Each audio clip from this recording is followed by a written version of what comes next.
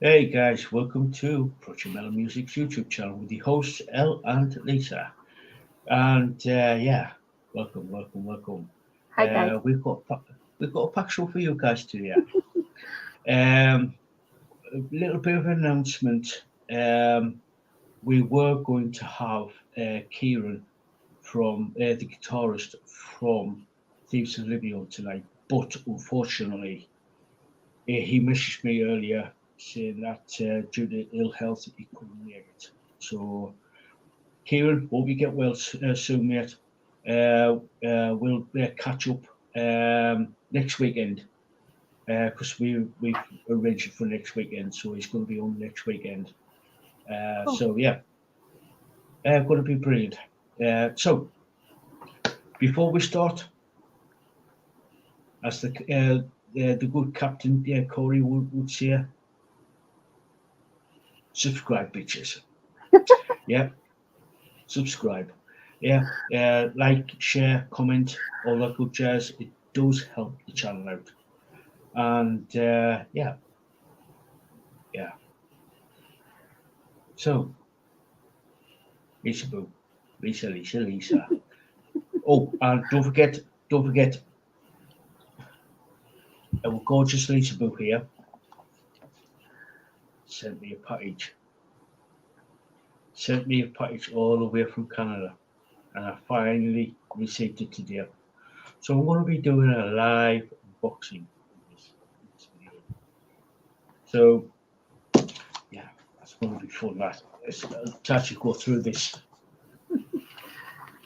So and then we're going to sort of like later on in the show, we're going to be sort of like continuing. Lisa Bush's going to continue a little journey through the magical world of Raymond E Feist and going through her journey through her the books he's wrote over the last 40 plus years.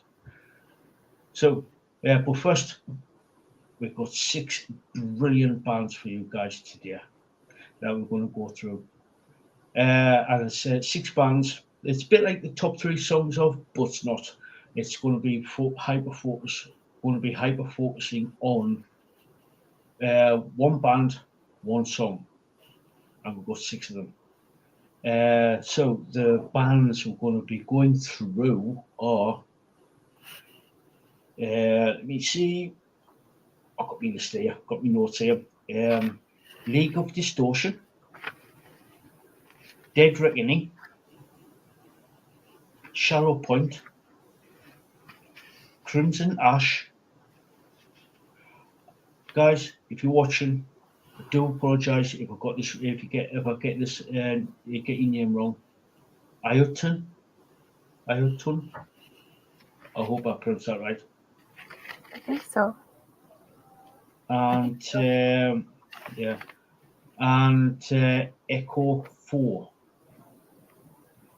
So we're going to be going through those bands there. So Lisa Boo. Right, Lisa Boo. Let's kick off. Let's kick off with the first band, League of Distortion, and their song "My Hate Will Go On." Okay. We should also say, make sure to hit that like button Oh yeah. and share and subscribe. Oh yeah. Please. Yeah. Oh yeah. Oh yeah. Have to do that. Oh yeah. Oh yeah. Spank that like and spank it hard.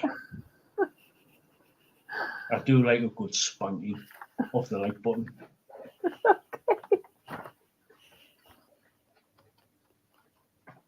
Okay. See, I told you I'm going to make you laugh today. I know it started already. Oh my goodness.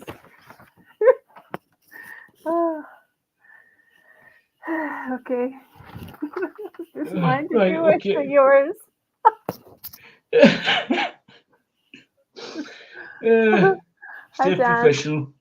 Hi Dan. Hey up, Dan. Hey up.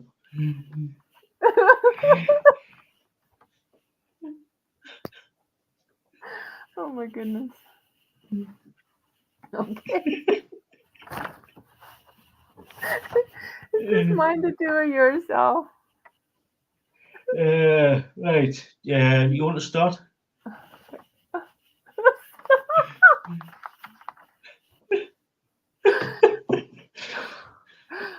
Oh, oh, Dan, yeah. He's a story from my uncle. Oh my goodness. Well, Dan's used to us, so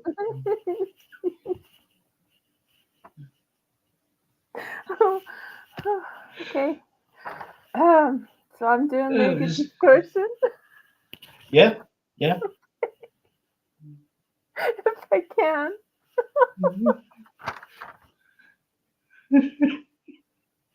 Oh my goodness. Okay. Ahem. Okay. I can do this. Like Kim says, professional. I can be a professional. Hey, Bastian. Oh, hi, Bastian. And I promise I haven't had any coconut water. Not yet, anyways.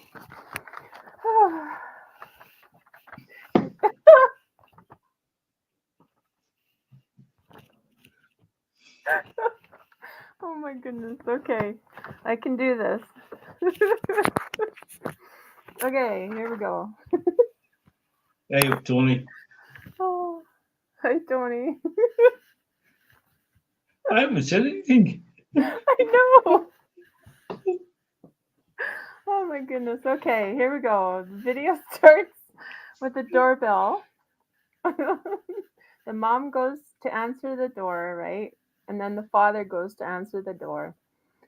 And then the little girl follows and sees her parent. This will make me not laugh. This is a sad video. The little girl sees the parents unalived. So yeah, it's kind of a sad video. There's really strong lyrics. There's good rhythm to the song, and if you didn't hear what song it was, it's "My Hate Will Go On" by League of Distortion, because I think maybe Tony and Bastian didn't hear that. So the vocals are really good.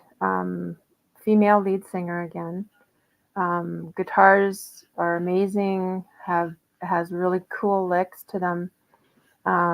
Drums really kick all through the song. Great strength, right? And in the video, it shows the girl growing up. Like through the video, it shows her growing up, right? And it shows her getting revenge on the person that unalived her parents. So, so yeah, that was kind of sweet revenge, right? And in the end, it was a big boom. So it was quite a quite a fast-paced video, sad video, but she got revenge. Hey up, John. How you doing there, matey? Hi, John. Yeah, it's like I said, as you can see down at the bottom of the screen there. This video and the next video is basically mature content, views only. Viewers' discretion is advised with these two videos. Yeah. Because it not only does it does this video deal with unaliving, it also sort of like beatings. You're talking basically a lot of things. Yeah. And to quote Lilu from The Fifth Element, big bada boom at the end. Yeah. Yeah. That's right. That's why I said boom, because it was like Yeah. But it was a kick-ass song though. Like it was Oh, it is, really yeah. yeah. and Yeah. even with like the sad part of it, it showed her getting divine retribution, basically. Yeah. Tony, I'm jealous. Oh wow. I'm jealous. Cool. Yeah. They're awesome, aren't they, Tony? Yeah. Yeah. Yeah. Yeah. I'm That's jealous. yeah. That's why that's why I picked them, because they're so awesome, right? Yeah.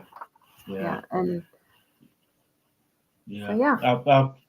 yeah. With me, for me, legal distortion, pretty much exactly what I picked up on with you. I totally agree with you. It's like everything, all the music. Whoa, really, Tony? Oh cool. Really? Jelly, totally jelly here. Totally jealous. The lead Totally jealous. the lead female lead, that female lead singer is just, oh, Yeah. she's kick ass. Yeah. Yeah, she's awesome. Yeah. Yeah. Yeah. Oh cool, in Germany. Yeah. Awesome. Cool. Cool. Yeah. Yeah. Didn't they just do it? I think I do Yeah, believe, because I read some of the comments. I do believe they just done a tour. a tour. Yeah, Yeah. yeah. Yeah. Was it just recently, Tony? That's so cool though. That would be That's good. awesome. Yeah. Yeah. That's really cool. That. So glad you got to meet them there, dude. That's awesome. So what Yeah. song is next, Al? Unless you Next song. unless you Yeah. had something else to say about them. Yeah, like I said, it's just like everything what you just said there about liquid distortion. Brilliant. Because we sort of like got the same, because we subscribe to, was it Napalm Records? I think Yeah, it's. yeah, And to both of us have subscribed, and exactly the same time got got the same notification. yeah. And oh, brilliant! Yes, they did do a Oh, just recently awesome. do a thing. Yeah, Awesome, cool. Bastion. Well, sweet. Yeah, yeah. So yeah, totally agree with you. Drums are brilliant. The bass is like absolutely brilliant. hmm I know the guitars are absolutely amazing. Yeah, they just rip right And through that. oh yeah, Yeah, and yeah, totally agree that the singer is absolutely brilliant. Absolutely brilliant. She's amazing with the vocals on this particular song. yeah, My Heart Will Go On. So yeah, yeah. So the next band that came up, I found this band on. They posted a video up called "Break Me" or on in um, up on Country Metal Music's Facebook page. yeah. It's called "Break Me." Now, again, guys, again, mature content, viewers' discretion advised on this song, on this video, because it does deal with neglect. It does deal with drug abuse, substance abuse, Yeah, uh, and quite a few other things. yeah, So be aware. Viewers' discretion is advised. yeah, Viewers' discretion is advised on this yeah. on this video if you want to watch the video. So be advised. So I'll start with this one. Just bear with me for 1 second. I'll post the.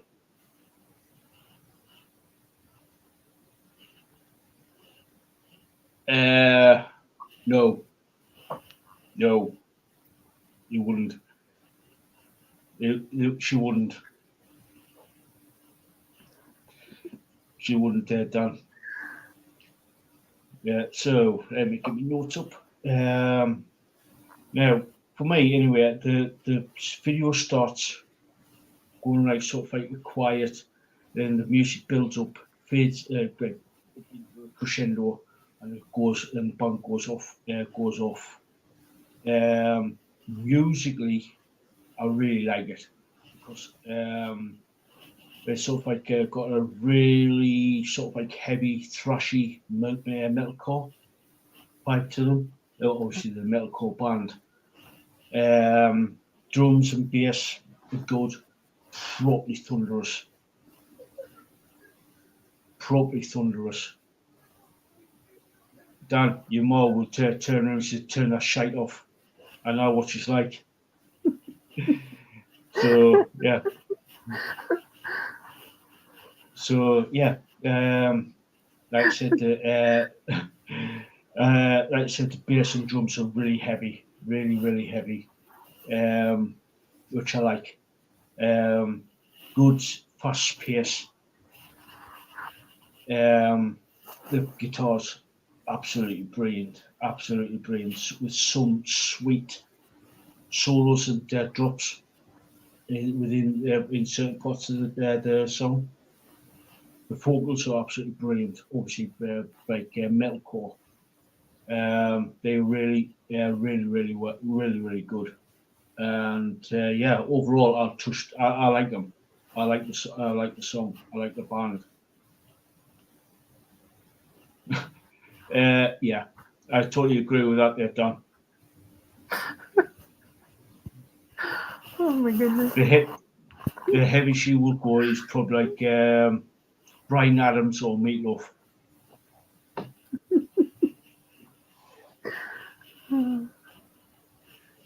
So yeah, and like I said, views discretion is advised. So yeah, if you want to watch the video.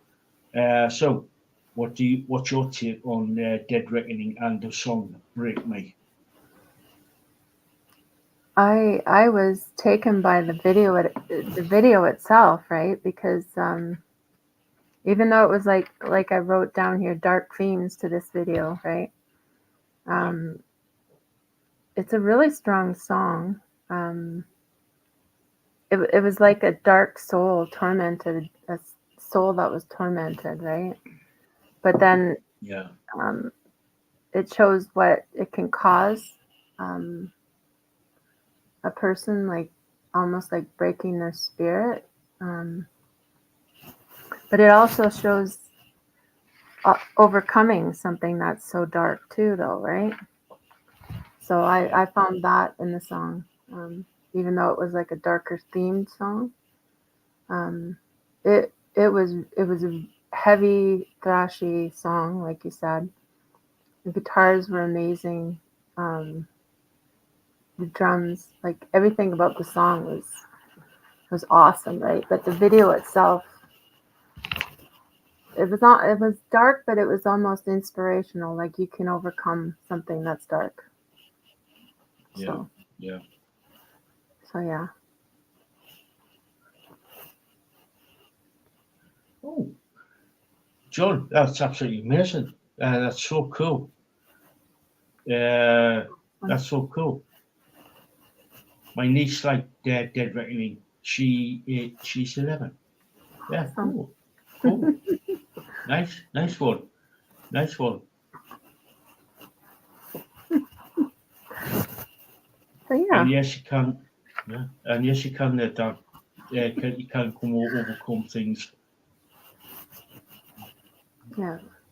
That's what I liked about the song too, right? Even though it was a dark themed song, at the end it showed them coming together, like when they were sitting back to back at the very end Yeah, there, and it was like yeah, it kind of got lighter in the screen, and it kind of showed that, right? yeah, It can yeah, bring the light from the dark. So yeah. And basically having somebody's back and actually getting them out of that dark place. Exactly. Yeah. But yeah. So, like I said, I put the link in the chat there, and I've also put links to the videos down below in the description. So, if you want to watch them at a later date, please do. And when you do get up a little bit of time to watch the videos, come back and say, "Oh, Elle, Lisa, those bands that you recommended, I really like those," or "Oh yeah, not my style." But yeah, I see where And they're that's coming cool. from, but not my style. Yeah, and that's cool too. That's cool too. Yeah. Like, it's not everybody's cup of tea. But that's, that's cool to have different different opinions, right? Yeah, So, yeah, yeah. yeah. Just say yay or nay. We won't take offence at it. It's not all the bands that we feature here on either on the Saturday night podcast or the Monday night podcast. Not everybody's going to like them. Yeah. Not And everybody's going to. some are heavier than others. Some are more of a heavy rock kind of feel to them. So yeah, some people, they just don't care for heavier stuff, and which is fine. Like, Yeah. right?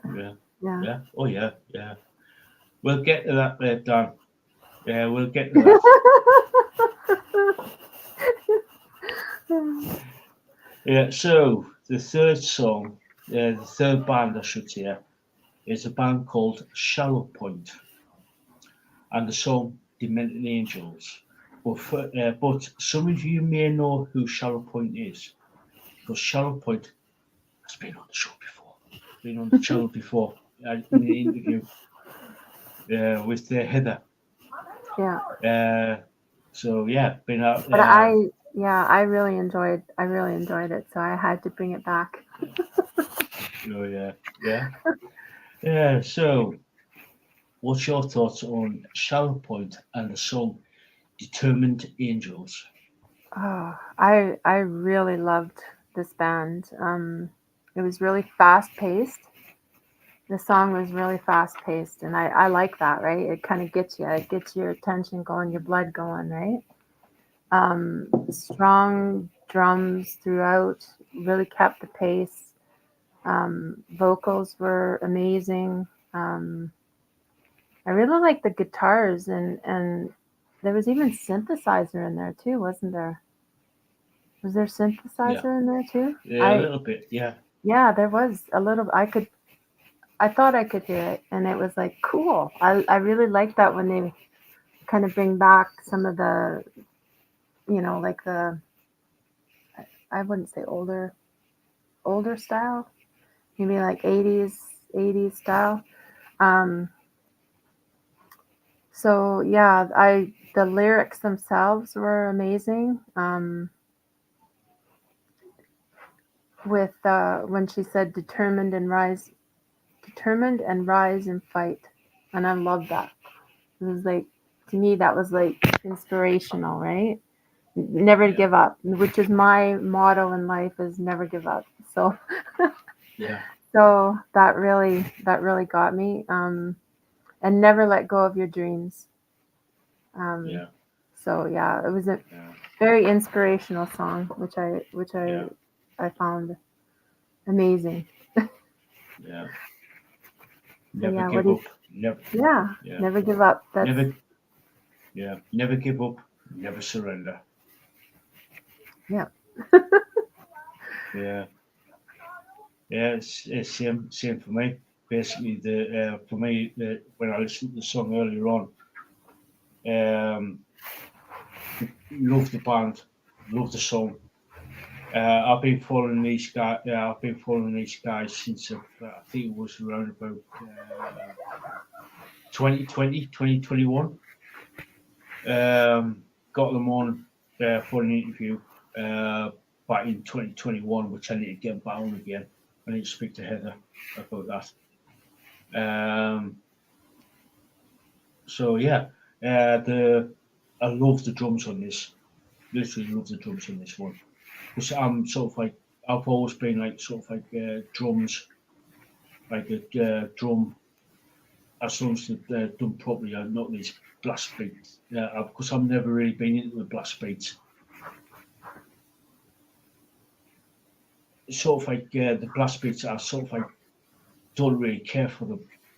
But if it's done properly, then yeah, I can actually do. But it didn't have any sort of like blast beats in this. But I do like the drums on this song, and I also love the bass as well on this, because it's sort of like the drums and the bass work well together Yes. within the rhythm section. Yeah. The guitar's absolutely brilliant on this. Absolutely brilliant on this. Some amazing guitars on there, and the vocals. Well, the bass. Fun fact: the bass is actually Heather Shallow Point. She's absolutely brilliant on bass. She's absolutely brilliant on bass. So yeah, and the vocals, brilliant, absolutely brilliant on this. So yeah, so absolutely brilliant. So like I said, every video, every band that we discuss, I put the link to the video, to the song in the chat, and it's also, like I said, all the songs and bands are in the description below. So yeah, if you want to check them out, please do. That's all we ask. Just check them out. You never know, you might actually like them. Yeah. Well, yeah. If you don't try something, you'll never know. Yeah. So the next band. The next band is called Crimson Ash, and their song "Disappear." So, do you want to start off with this one, Lisa? While I get the link. Sure. Yeah, Crimson Ash. They're from Ottawa, Ontario. They're self-produced, and they're an alternative progressive rock band. Patrick Webb and Michael Sauvé make up the band. They have a new album coming out on May 10th, right away here. So, and this is part of that album called The Melting Sky. And this song, Disappear, is the second advanced single from the album. So the song Disappear, it's a heavier song at the beginning. And then it kind of fades into a softer transition. And then it goes back to heavy. And then back to like more of a lighter throughout the song. The vocals were amazing on this. Guitars just kicked. Drums were really strong. Awesome rhythm section. I really liked the heavier and the lighter transitions throughout the song. I liked the slight distortion feel to it too. There was almost like a distortion to it, listening to it. Yeah, so I kind of like that on this song. Yeah, the lyrics themselves were really powerful. So yeah, what did you think of them? It's pretty much the same. Same as you. I love I love the guitars on this one. The sort of like, and yeah, there was a sort of like there was sort of like this slight distortion to the guitars, and for the life of me, I just the use of the distortion of the guitars remind me of another band, but I can't think who it was. I know. I thought maybe you'd remember who it was, because I couldn't think of it. It reminded me of something, but I just couldn't put my finger on it. And I really liked that distortion part.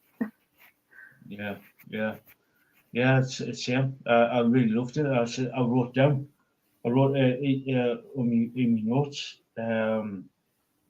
The guitars remind me of another band, but I couldn't think who it is. Literally couldn't think who they remind me of. And I've for the last couple of since about what 7:15, 7:30 my time, 7:15, 7:30 when I was listening to the song. I was just like, I've been literally racking my brains and saying, who is this band? Who does this band remind me of? I just can't think. Yeah. Yeah, I thought maybe you. I was kind of hoping that you would. Yeah. Well, it'll come to us, and we'll let you know. John, it was the second band. In the video, it depicts certain paraphernalia in the video, where if you do watch it, it's from the Dead Reckoning video. You'll in the video you will see paraphernalia associated with certain substances. So be warned about that. If you sort of like well,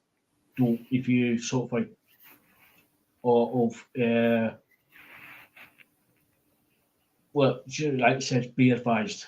Viewers' discretion is advised on that video. Same with the first one as well. Yeah, if you're sensitive to those topics, then skip it. Yeah. Listen to the music by all means, but if you don't want, if you are like Lisa said there, if you're sensitive to certain subjects, don't watch it. Listen to the music, yes, but not the video. Yeah.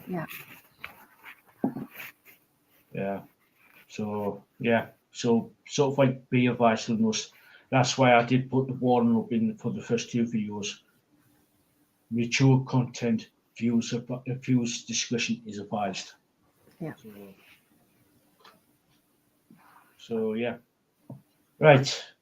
The fifth band.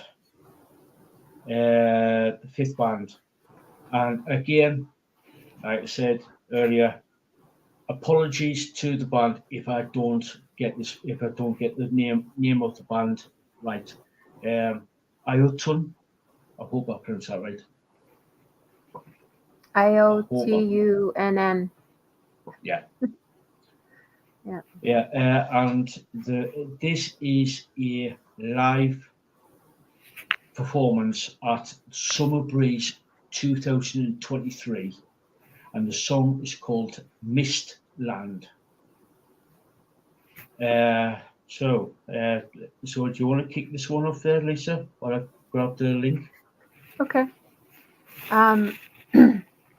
Iotunn is a Danish Farsi progressive metal band. Like you said, it's from a live performance in 2023. Their label is Metal Blade Records. This is an excellent band, and they're the whole package. Like their vocals are really strong.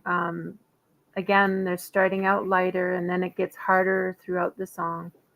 And I put here gets harder throughout the song with deep growls, because that's how it did it, right? Yeah. The guitars just flew throughout the song. Amazing range and riffs. The drums were amazing throughout. It kept that beat, right? Just kept going really strong, right? And I love this band. So if you wanted to listen to them, they're Iotunn Official 500 on YouTube. And you already have their links in the chat there and in the description. Yeah. So Same. yeah. Yeah. What did you think? Yeah, it's like it's again, it's sort of like echoing you there. It's there's sort of like started off with a look like just for me when I saw the video. Love the drum intro. Yep. Love the little drum intro there at the beginning. And the drums kept on getting better and better and better throughout the song. And when the like sort of like the bass kicked in, brilliant, totally loved it. Um, the guitars when they kicked in, absolutely brilliant because it's you got like the rhythm and the lead. Yeah. Absolutely brilliant, and the work and the whole band. Um, with the whole band, the drummer, the bassist, and the guitarist absolutely worked absolutely brilliantly together. Yeah. Such a tight band, such a tight band. And when the singer came out on stage and he started to sing, he started off with like sort of like clean vocals. Yeah. Then it's later on in the song, like you said, it started with the growl. That's when it started the growls and everything. I Yeah. was like, oh my god, this band's absolutely brilliant, Yeah. absolutely brilliant. And and you could see when you watch the video, you can actually see that they were enjoying themselves on stage. Mm-hmm. They were literally enjoying themselves on stage, and they also like, yeah, granted, they were actually playing in front of a live audience, and they were like I said, they were tight, they were precise, they were, but at the same time, they were having fun. Yeah. And as if you watch to the end, you actually see the crowd actually applaud them, cheer for them. Yeah. You know what I mean? Because Yeah. that energy of being a tight band and having fun at the same time projected Yeah. Yeah. to the audience, and the audience was actually appreciative of that. You know what I mean? Yeah. It's like, Oh yeah. yeah, Yeah. It totally. That's why I said like they're the whole package because like they have that stage presence that gets the crowd with them instead of like just listening and just going along with it, but they actually bring the crowd in. yeah, They have that total package. yeah. So yeah. Plus like like I said, they were like a tight band, but there was been like it was like sort of like this little drum solo, like I said, the little drum solo in the intro. This sort of like a little bass intro, like bass solo, this guitar solos. Love them. They're absolutely sick. They're absolutely brilliant. Absolutely brilliant. It's just like Yeah. the And it and being a live performance too, it just topped it right off. Because I really love seeing that in live performances, yeah, people enjoying yeah, themselves and the crowd getting in, having fun and enjoying as well. So yeah, that was yeah. really good. Also, yeah. Um, also, sort of like in certain parts of the song are sort of like heard or a little bit of Power Wolf there. I don't know if you know the band Power Wolf. It rings a bell. Um, Yeah. This song's like Werewolf of Armenia.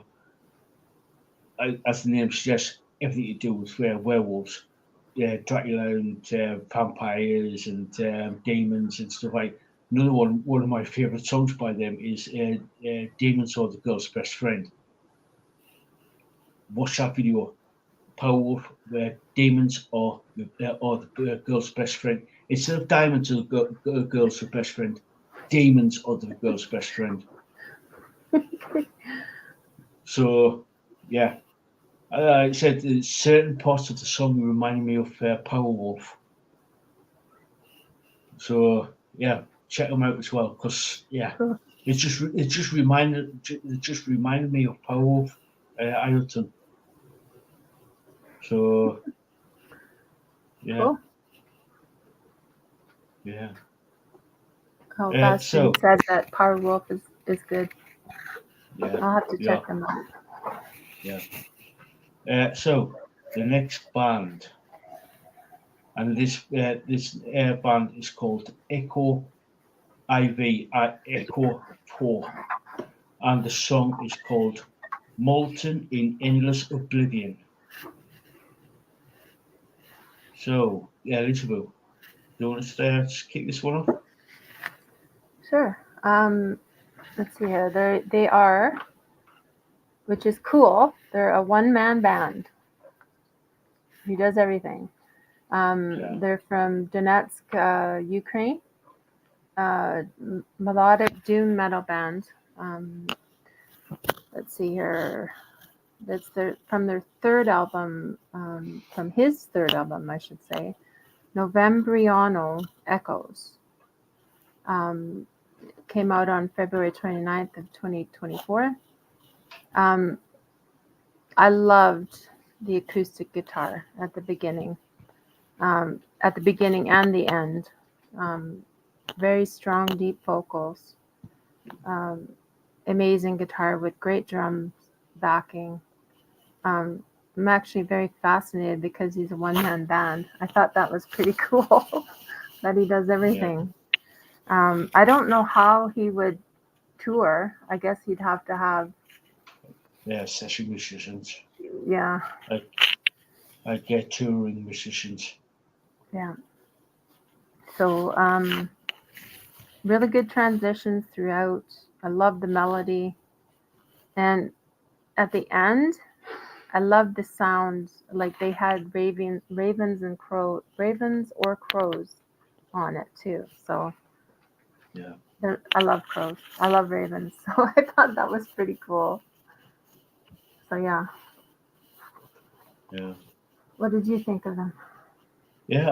Like you, I love the acoustic guitars at the beginning.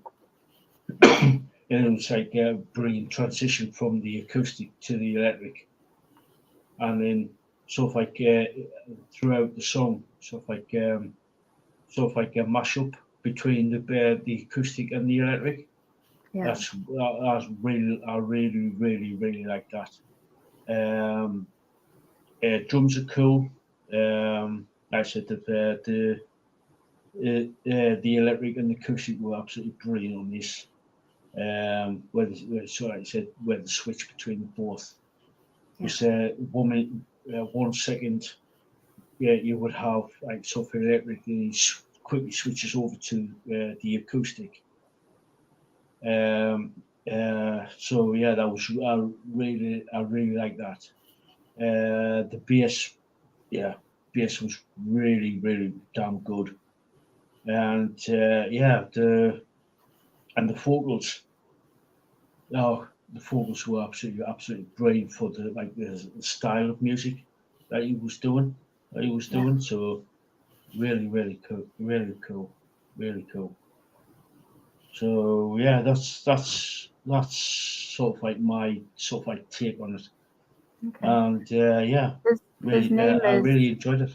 his name is Yeah, Andrei Tolok. He's the one man band. I thought it was cool that he's from Donetsk in Ukraine too. So yeah, check out Sunset Forsaken. cool,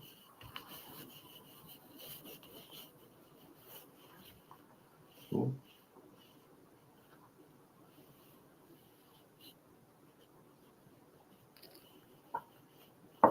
cool. Yeah, Yeah, I thought it was pretty oh cool. One man band. yeah.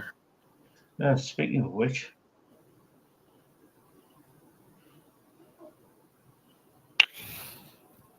Yep. Cool.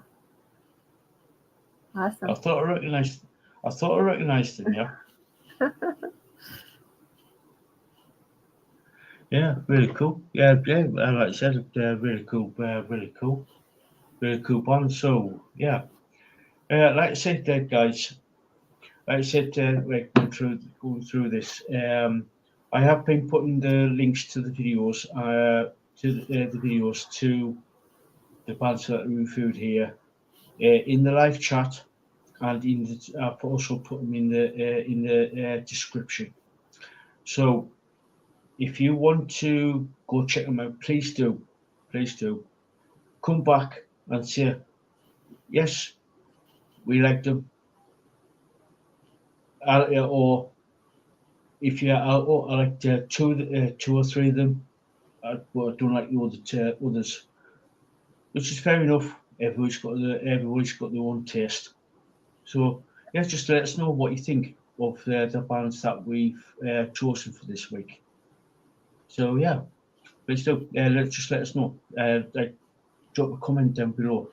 And like I said, and like we say, keep saying each week, hit the subscribe, hit the like, spank the like, and spank it hard. Yeah, and share and comment. And if Because it there's does any help out. bands, yeah, because if there's any bands that you want us to do a review on, or if you are a band, leave a comment for Al, and maybe he'll have you on for an interview, or we can review some of your songs. Yeah. Yeah. Either leave a comment down below and say, "Oi, Lisa, could you check? We are a band from wherever. We do one of the rock and metal genres, and we'll check you out." Or if you want to contact me directly, you can contact me over on Instagram. So I'll put the link in there. Or if you want to sort of like talk to Bastian, who's in the chat there, Sebastian Rothman, his you can actually talk to him over on X or Twitter, because naughty fucking Elon. So X is like sort of like a naughty website, so naughty. So if you want to talk to Bastian, it's twitter.com/BASGAN GAN_R on Twitter. So if you want to, let me just get the link.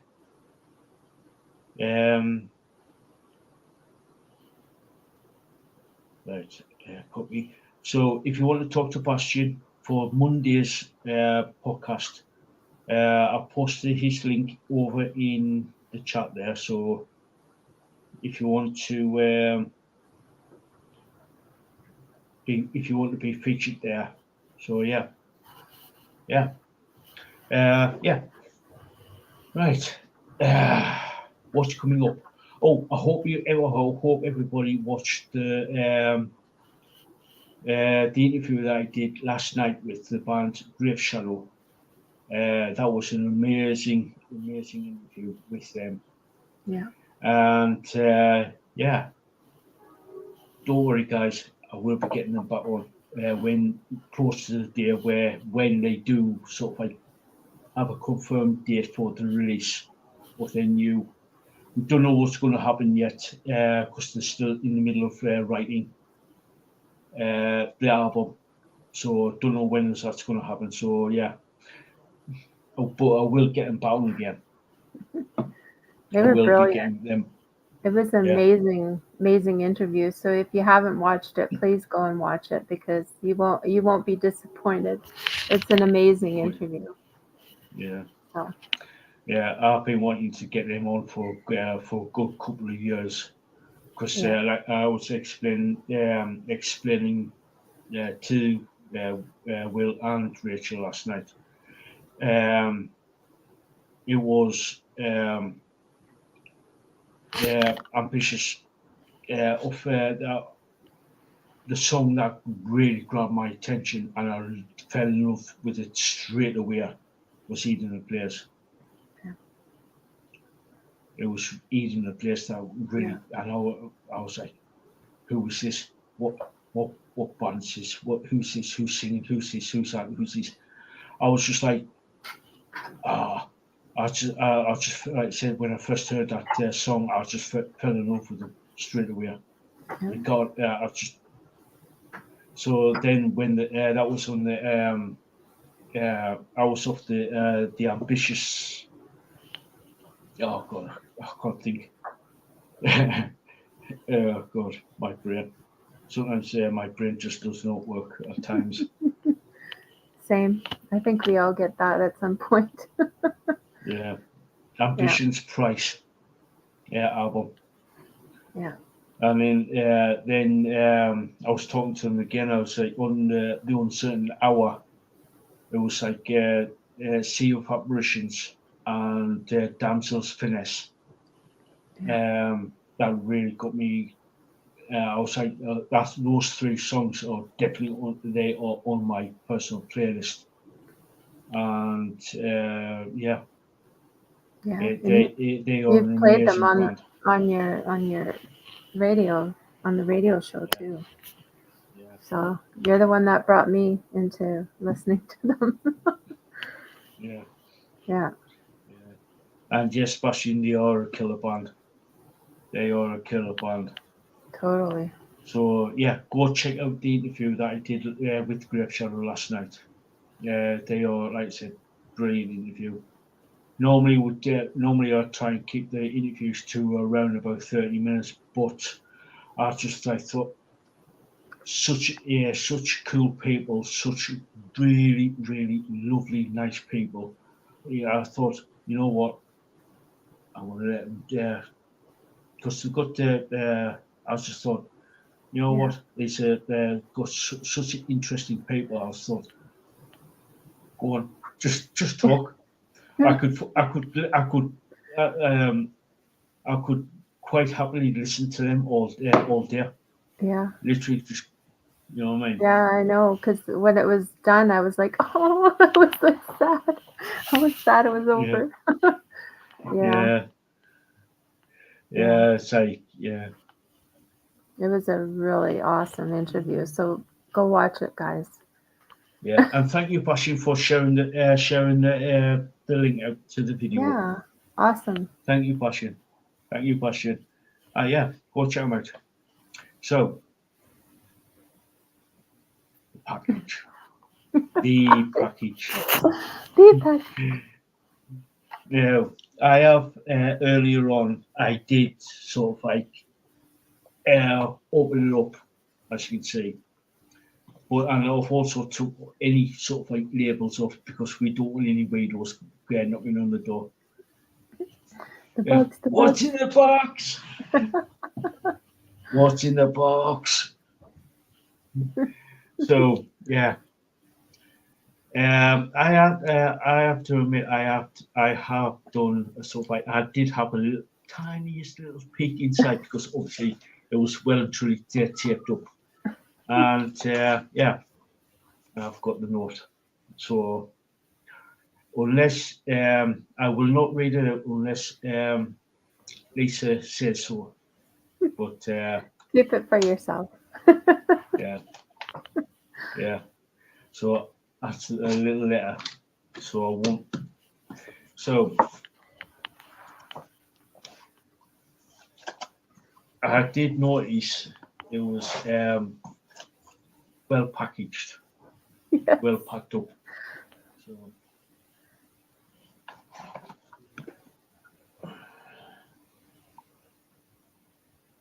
Whoa.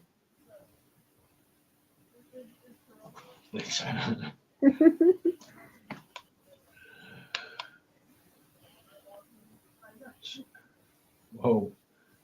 16 terabyte. Oh, bloody hell. Bloody hell. Bloody hell.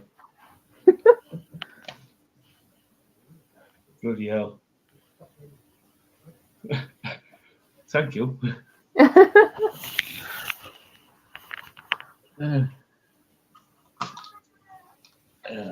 15. Bastion's going to be jealous of that.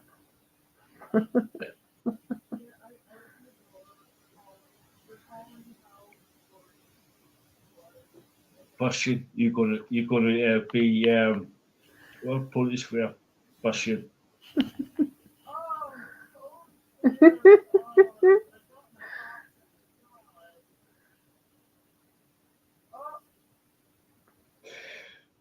Pure maple syrup. Oh, I'm going to enjoy this. Now I have had maple syrup, but it was just like a cheap knockoff version of the proper Canadian stuff. This is proper Canadian stuff. This is like That's product the biggest, of Canada. Yeah. See, this is proper. That's proper the biggest stuff. This. piece that you can get. Yeah. This is proper stuff. This. Oh, I'm going to enjoy this. I am literally going to really enjoy this. Like I said, I have had maple syrup, but not the proper stuff, not the real I am Canadian stuff. Oh, this is going to be absolutely amazing. This is going to be absolutely amazing. Now I have to look up some recipes for this. I'm literally going to be looking up some recipes to actually use this. So yeah, I'm seriously going to enjoy this. Yeah. So oh, I don't know about that there, Dan. I don't know about that, Dan. That's not cheap stuff either. Yeah.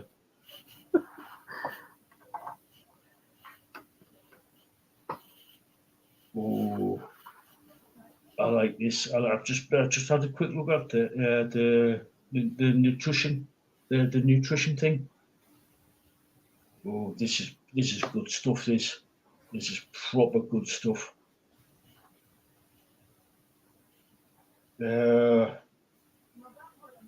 Yeah, proper good stuff. This. Oh, I'm definitely going to enjoy that. I'm definitely going to be enjoying that.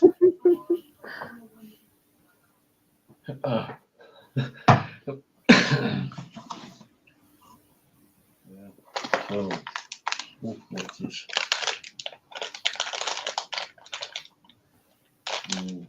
Oh.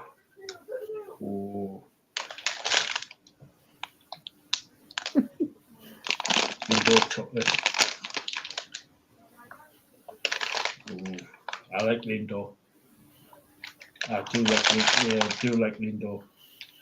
Nice, really nice chocolate. Mm-hmm.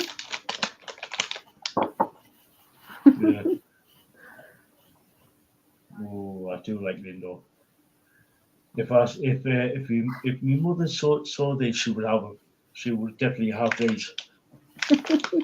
But they're mine.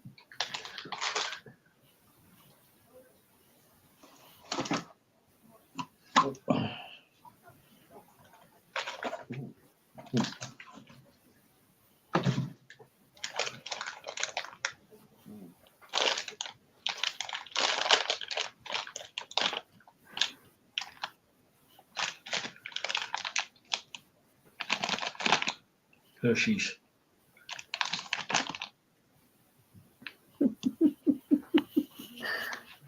Not really, Boston. I don't have too much of a sweet tooth. Every once in a while I do, but Yeah. Yeah. Yeah. Yeah. Oh, never. I've had Hershey's before. Yeah, because we can't get it in the UK. But never had these. Never had these before. I've had bars, yeah. the Hershey bars, but not this.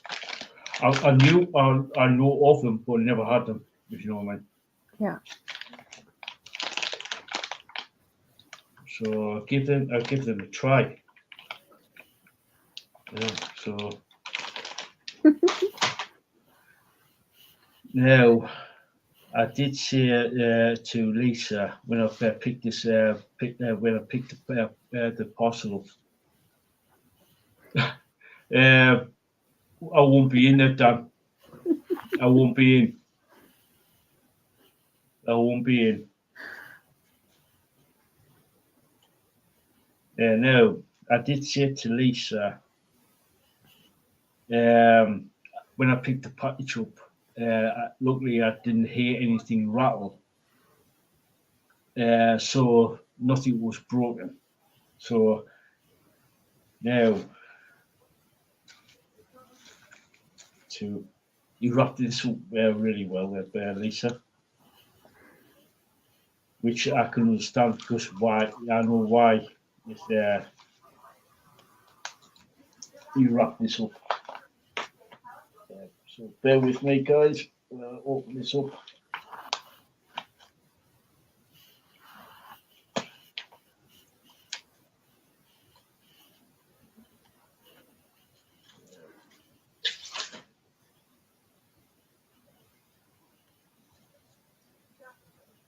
So bear with me.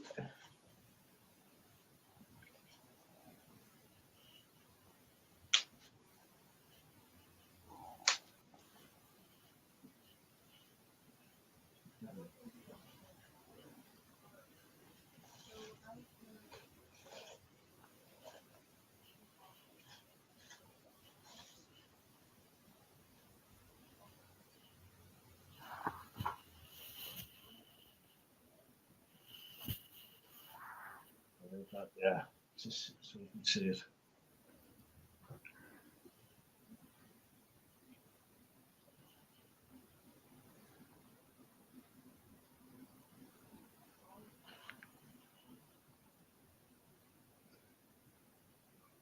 This is actually nice. This glass, really nice. Good, yeah.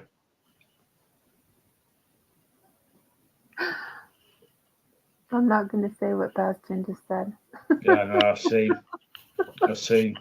and I can't see it live on stream.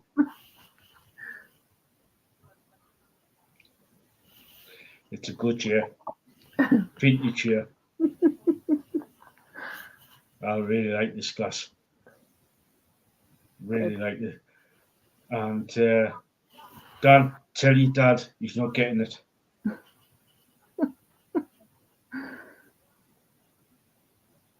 So yeah, it's a really nice glass. This really nice glass.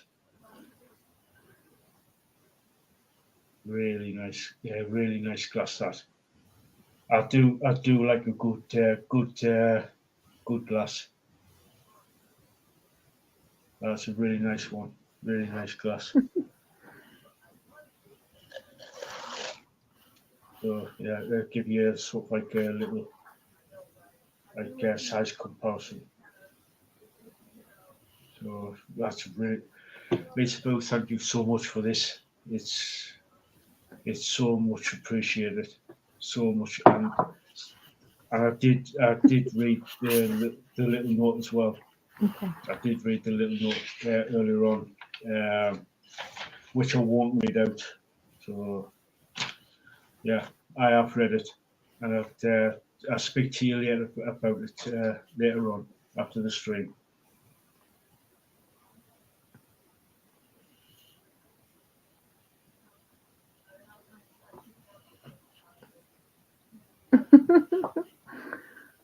Oh. Thank you. Yeah, that says it all. That says it all. Hmm.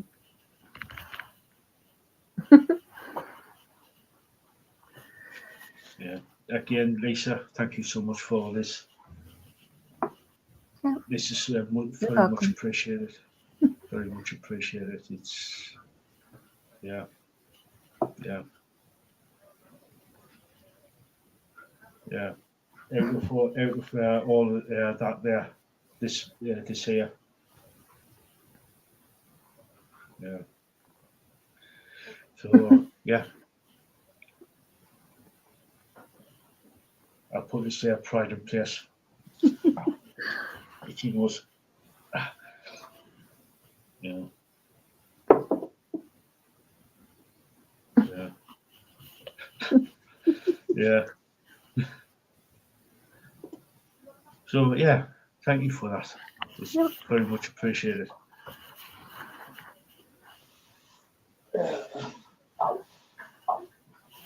Right. Yeah. So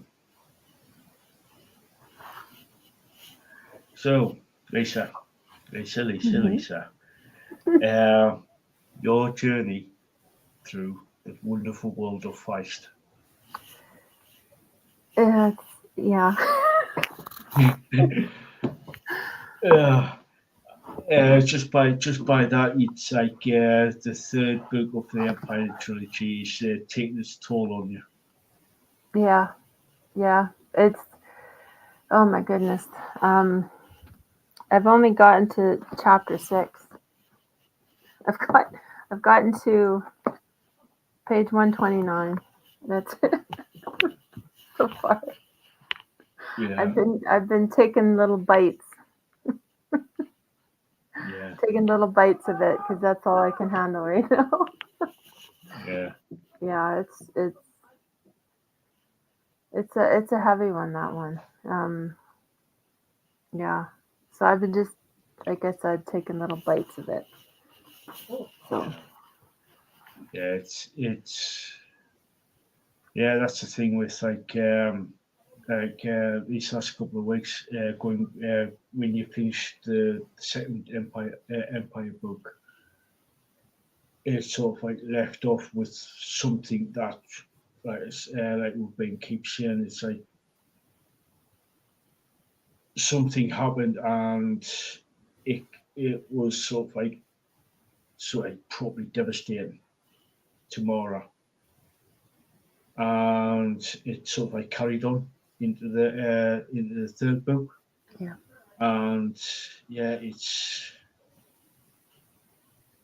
was like it's sort of like oh, how can I put this? It's he nearly destroyed her, Yeah. It shall we was say?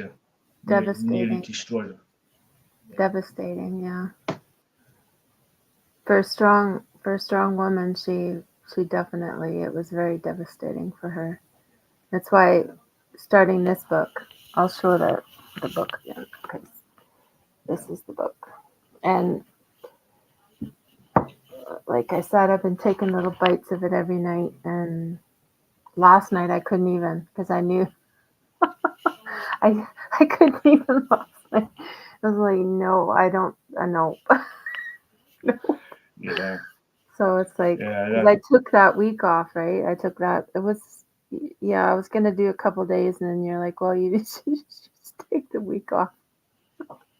So yeah, yeah, yeah, uh, I'm a soft heart, so it really affects me. It really like, um, that's how good of a writer he is, and so yeah, it it was took too much, so I I've just been reading little bits of it. So yeah. Catch you later, Dan. see you, Catch you Dan. later. And John said that my niece likes dark fantasy books. She might actually like Raymond E Feist. um, on has he can sort of like go dark, full on dark. In some of the books, he can go Mhm. full on dark, especially with the Empire. What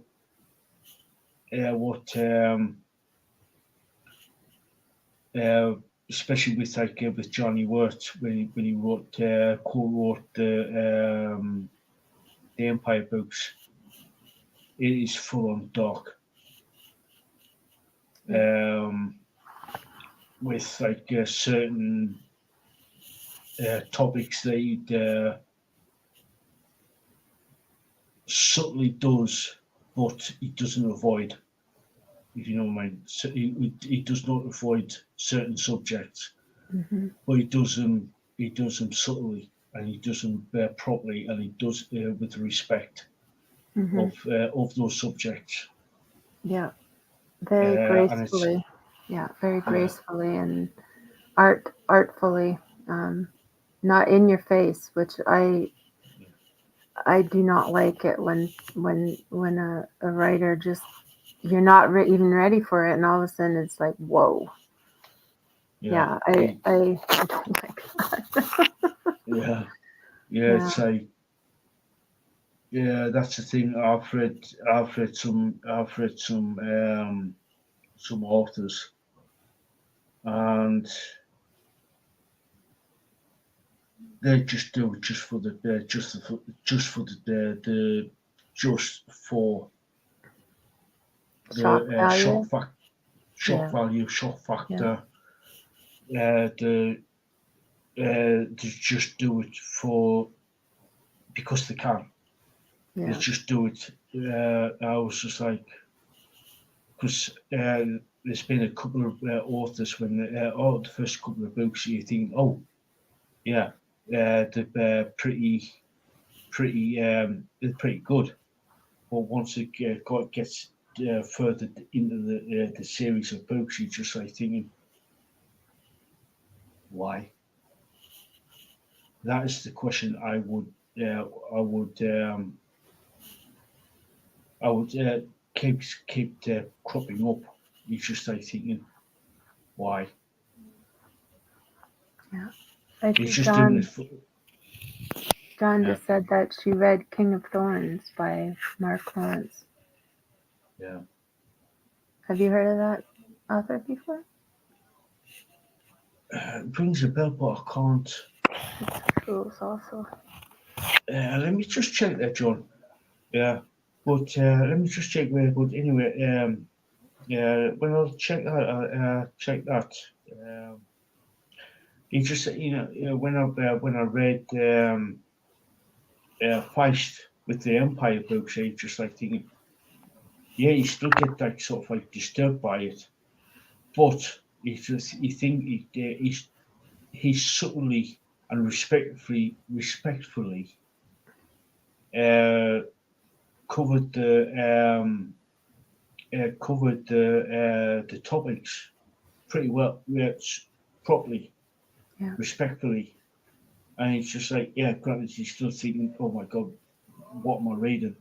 But at the same time, you're thinking, ah, right, okay, yeah, the reason why he's done it is to get to a certain. It's like sort of like getting to. I wouldn't say getting to a certain point. Uh, get, but it was like sort of like getting um, sort of like Getting character it building. across, right? Yeah. Yeah, yeah, Getting across what that uh, it's like you know how they have the honor system and everything, right? Getting yeah, across what that culture has to go through. Um, so yeah, yeah. yeah. It's like it's. He's just like thinking. It's just like certain things that when what Mara goes through in the book, she's thinking. like with the honor system, you're thinking, and there's like it's not just her, but there's other people on Kellowin thinking that the honor system is wrong, Yeah. and like other the reasons why, which I won't get into because of the spoils and plots to it. But yeah, it's just like it gets sort of like he sort of like brings it up and explores Yeah. the topics, but he does it properly, if you know what I mean. He does it respectfully, Yeah. and it's sort of like yeah. So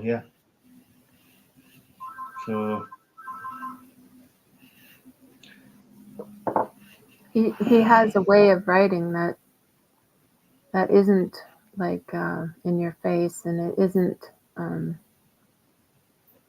It's very respectful. Um, even the tough subjects seems like he can write them in a way that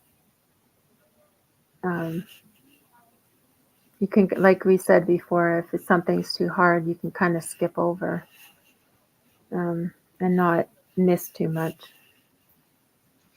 yeah, you sort of like you can sort of like even like if you skip a specific part of the book, you can still like a bit further on. You sort of like he subtly sort of like tells you what happened, and you can still sort of like follow along, but Yeah. it doesn't go into too much detail about it.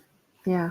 You can Yeah. actually sort of like still know what happened, but you wouldn't get triggered by it, if you know what I mean.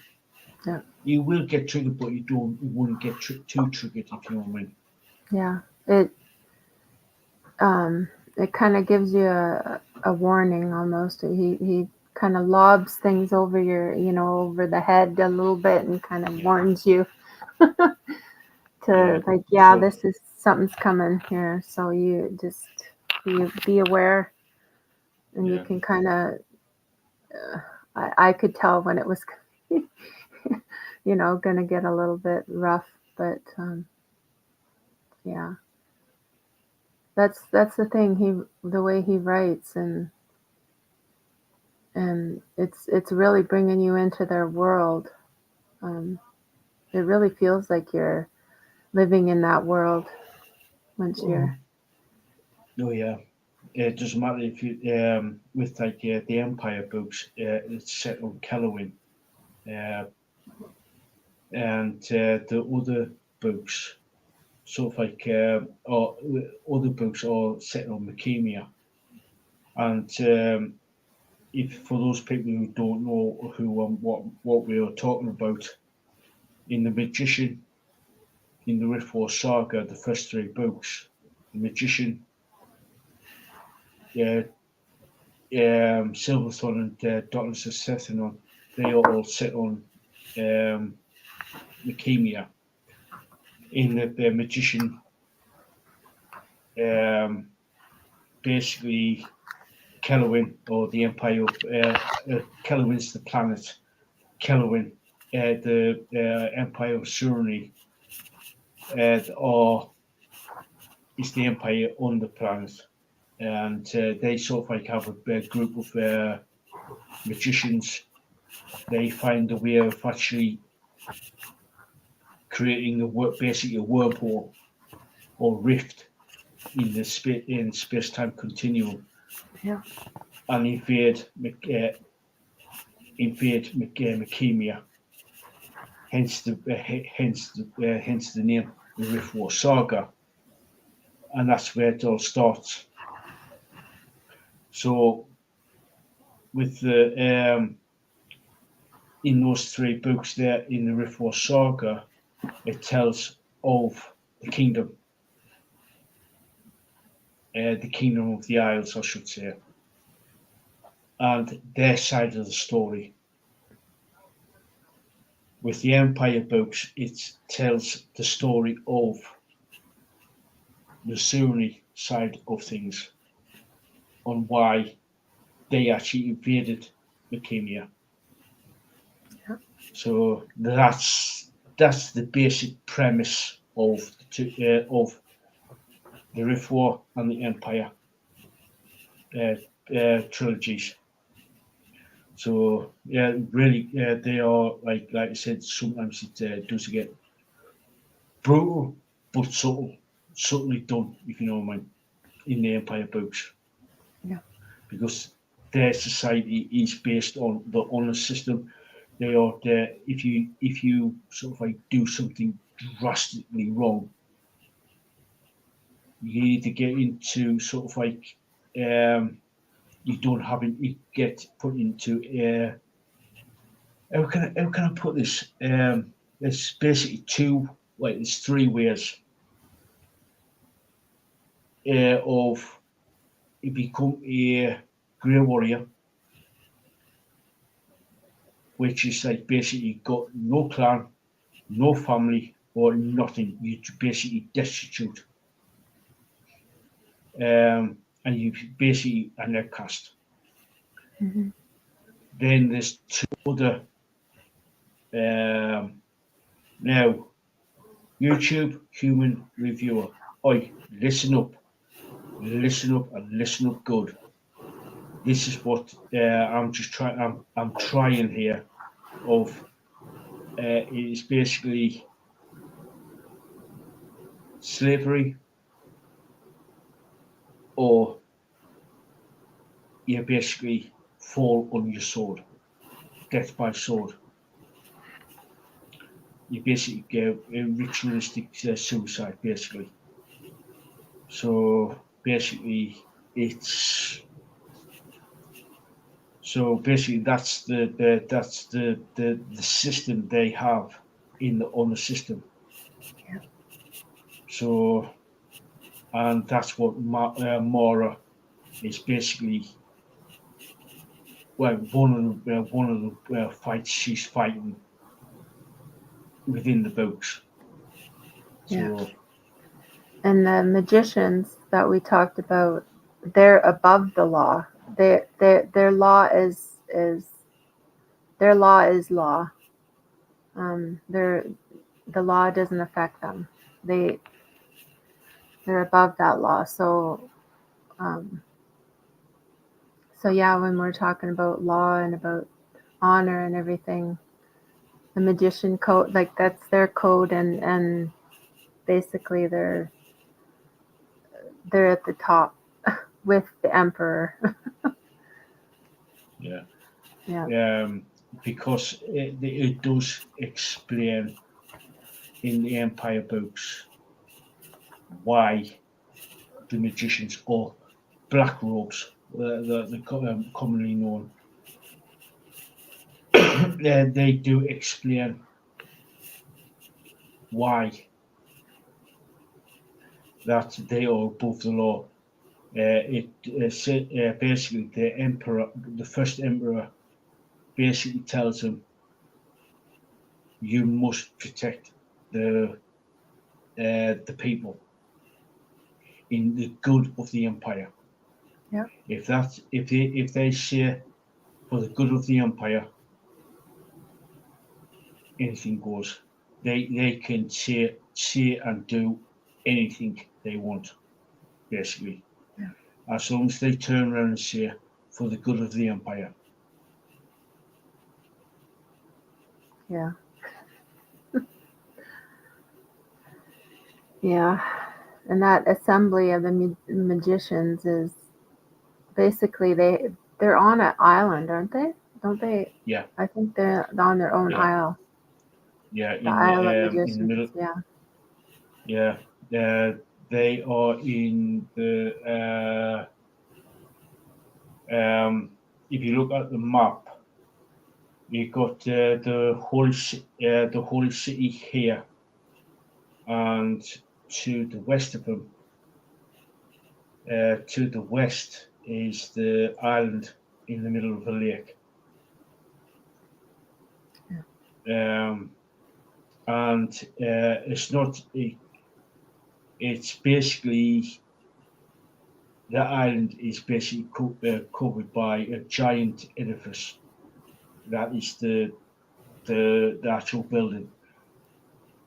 So yeah, and it's heavily protected. Heavily protected. Nobody gets in or out without an invite. Yeah. That's the part where I'm at right now, where they're trying to find out more information about it. Yeah, with the Morris Spy Master. Yeah. That's the part I'm at right now. So Yeah, yeah. yeah. Which we're trying not to give too much away here, but we sort of like you sort of like when you start reading them, you sort of like but when you get down to it, you're thinking, oh my god, what the hell? This is it is.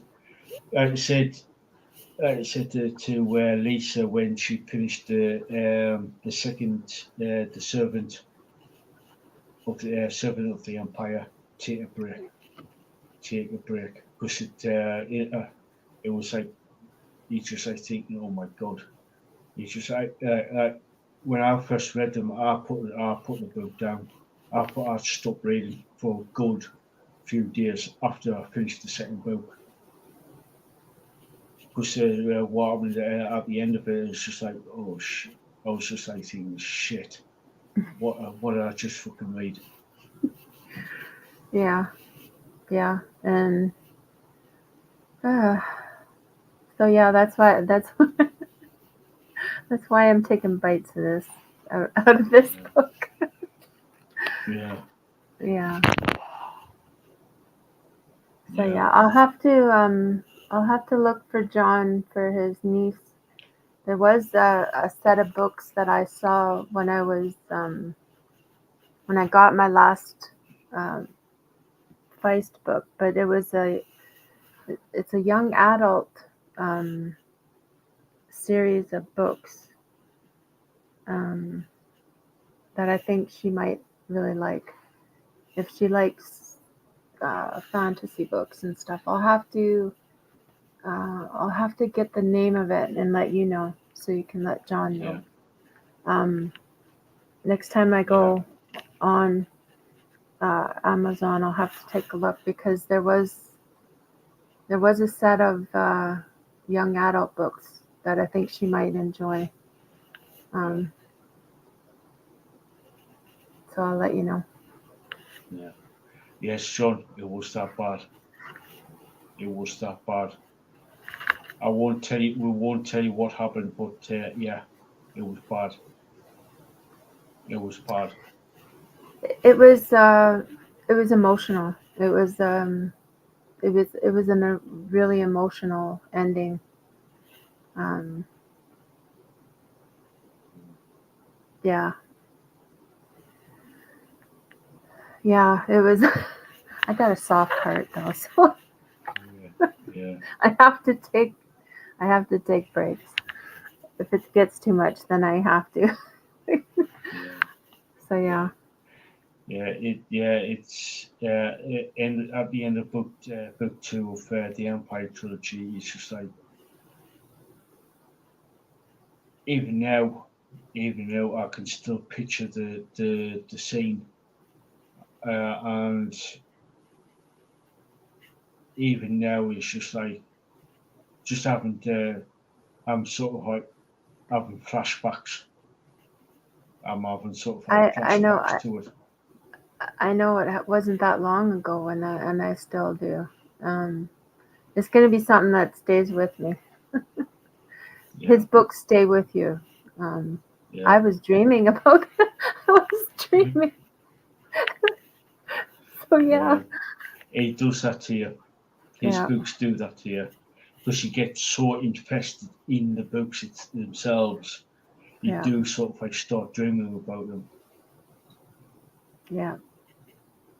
Like I Uh, said, that one yeah. day it was like I was off on my own adventure. It was part of that world, but it wasn't.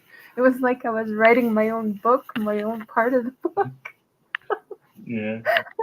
Yeah. Oh, Yeah. yeah, Yeah.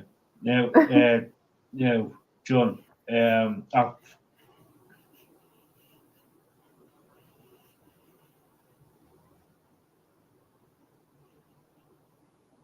got the Bob Lawrence up and the book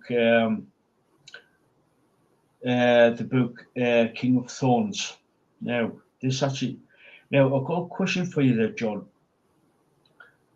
It says here in book 2 of Broken Empire trilogy, the boy who will be king has gained the throne, but the crown is a heavy weight to bear. Now, have they actually made this into a film called The Boy Who Will Be King? I'm sure they have.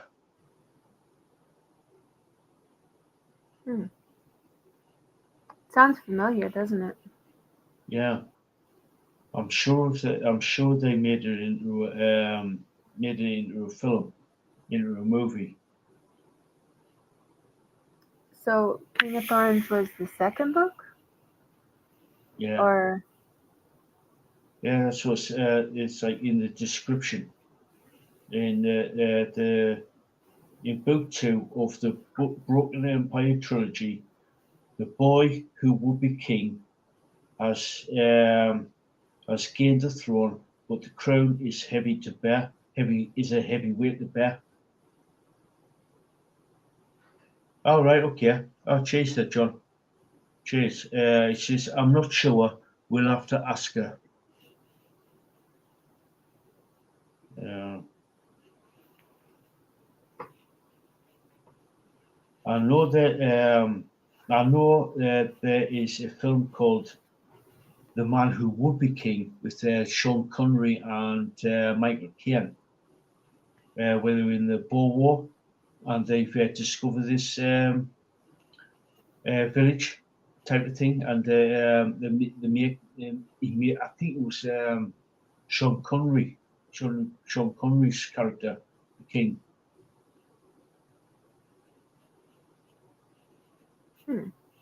don't know.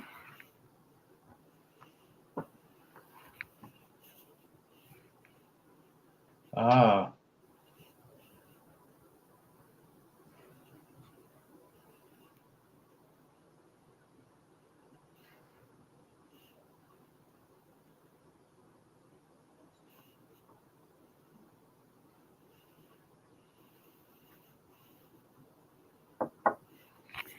uh, it's a different film. It's a different film. Let me just. Yeah, it's a different film. It's called The Kid Who Would Be King. It's about a young kid. Um,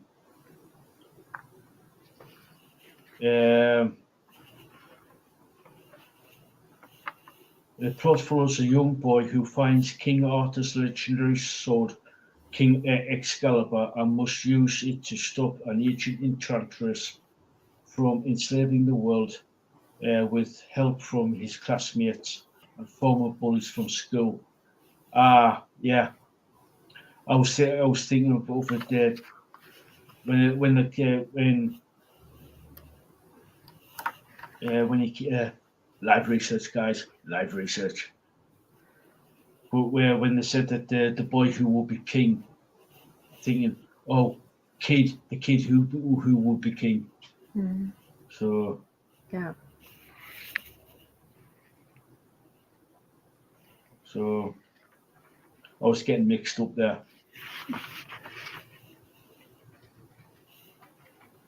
Ow, ow, itchy. So yeah. So um, I've asked you this question, Lisa, Mm-hmm. and I'll go to nip off to the little boy's room, and I will ask this question for you. Um,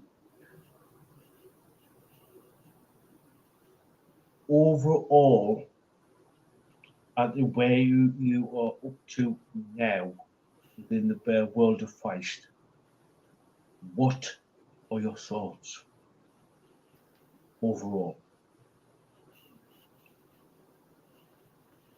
Oh,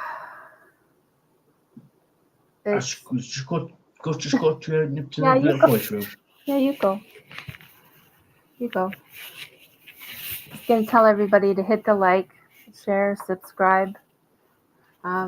If you have any bands that you are liking, make sure you let us know in the comments. If there's a band that you want us to look at. So yeah, Elle asked me about what my thoughts are on Feist. It has been amazing to read his books. The Rift War saga that I read first, it brought so many different characters from Midkemia. It brought so many different characters into the books. And what I'm reading now, like Al said, it's the other part of the two worlds. It really, it's a fascinating, all the books are fascinating to read about different cultures. And the two main cultures on one world and then on the other world. You get to see and read and learn about totally different cultures and how they interact with each other. With the first few books, it was mostly about Pug, which if you do read the books, you'll learn about him. Pug and his, like everyone else around him, basically. Pug was the magician that you read about in the first two books, in The Magician Apprentice and The Magician Master, where you start off to read about him. But in the book that I'm reading right now, you see the different world of Kelawon, which is very interesting, fascinating to learn about different cultures. So yeah, it's any animals mentioned in the books. Oh my gosh, yeah. There's so many like mythical kind of creatures. There's dragons, which are pretty cool. And there's different color, like there's different, like, and there's so many different colors in these books, right? There's different colors of dragons. Like there's the great golden dragons, and then there's different blue dragons, and there's almost like lizard type animals. And when you go on in the Empire books, you learn about all different types of creatures. Yeah, they they probably do kill people, unalive people, but yeah, there's all different kinds of creatures, Sebastian. There's snakes, like there's these huge snake type creatures, and so yeah. I don't know. I don't think if they haven't made these books into film, they need to. I think they need to, because man, that would be a good movie. That would be a really good movie. So yeah, Bastian was just asking if there's any kinds of animals and stuff in the books. Yeah, And yeah, lots of them.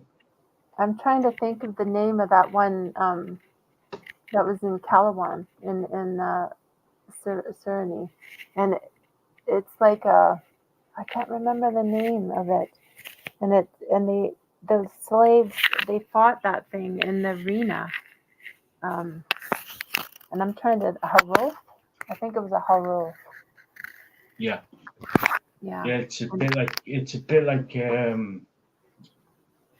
the only thing I can actually put that one to is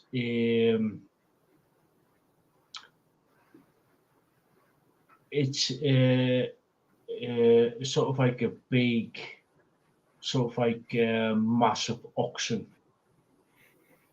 sort of thing. Yeah. I'm just trying to think of the actual thing. It's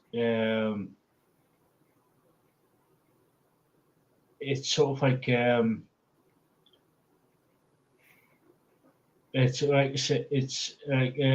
like a wildebeest buffalo oxen on steroids. Yeah. And there was like armor on it, wasn't there? Because there was like almost like plates where they Yeah, like it's a yeah, yeah, it was like yeah, armored somehow.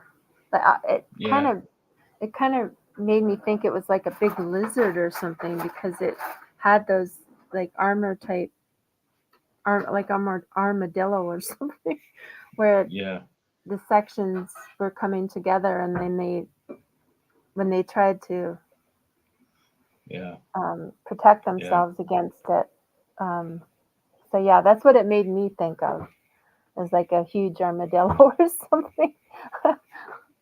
But yeah, yeah. Yeah, it's like on Callaway. There's a lot of different species of animals on that world. Some are like placid, being like domesticated animals, such like what you find on this world, uh, like cows and stuff like that. But they've got 6 legs. 6 legs. Yeah, Yeah, yeah, there's sentient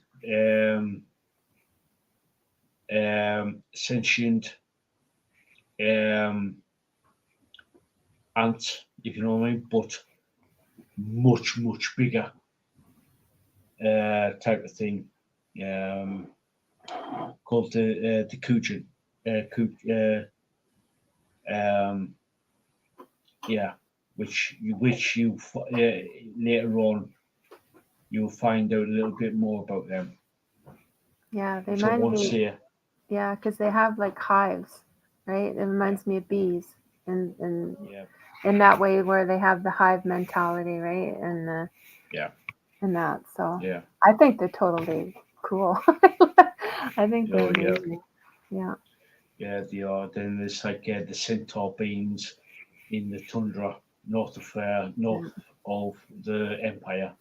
Oh, Uh, thrill, yeah, right? thrill. Yeah. Yeah. Then there's then there's sort of like the pygmies down in Subar.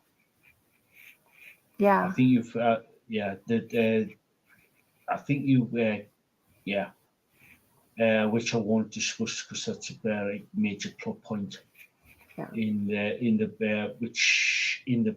books, and which I won't discuss because that's later on in the books. You try not to give too much away. I know. Yeah. Um, and there's like big sea creatures, like the mythical creatures, like the kraken and the leviathans and the in the seas and everything. Yeah. It's Yeah. That's the it's thing. Like in the different, like in mid Chemia, where the one world is, they have all the different animals, right? And then there's the Kellowin, and then they have all these other animals, and it's but there's like dragons on mid Chemia, which is pretty darn cool.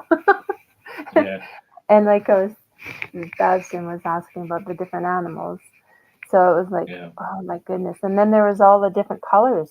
Like there was the great, the great yellow dragon. That, Yeah, yeah, the golden dragon, the red dragons, the the depending black. on it depend. Yeah, there was the black one too. It all depends on who was riding the dragons, shall we say? Yeah. Which I won't fully disclose. But Thomas, that's all I say. That's all I'm saying. Thomas. Yeah.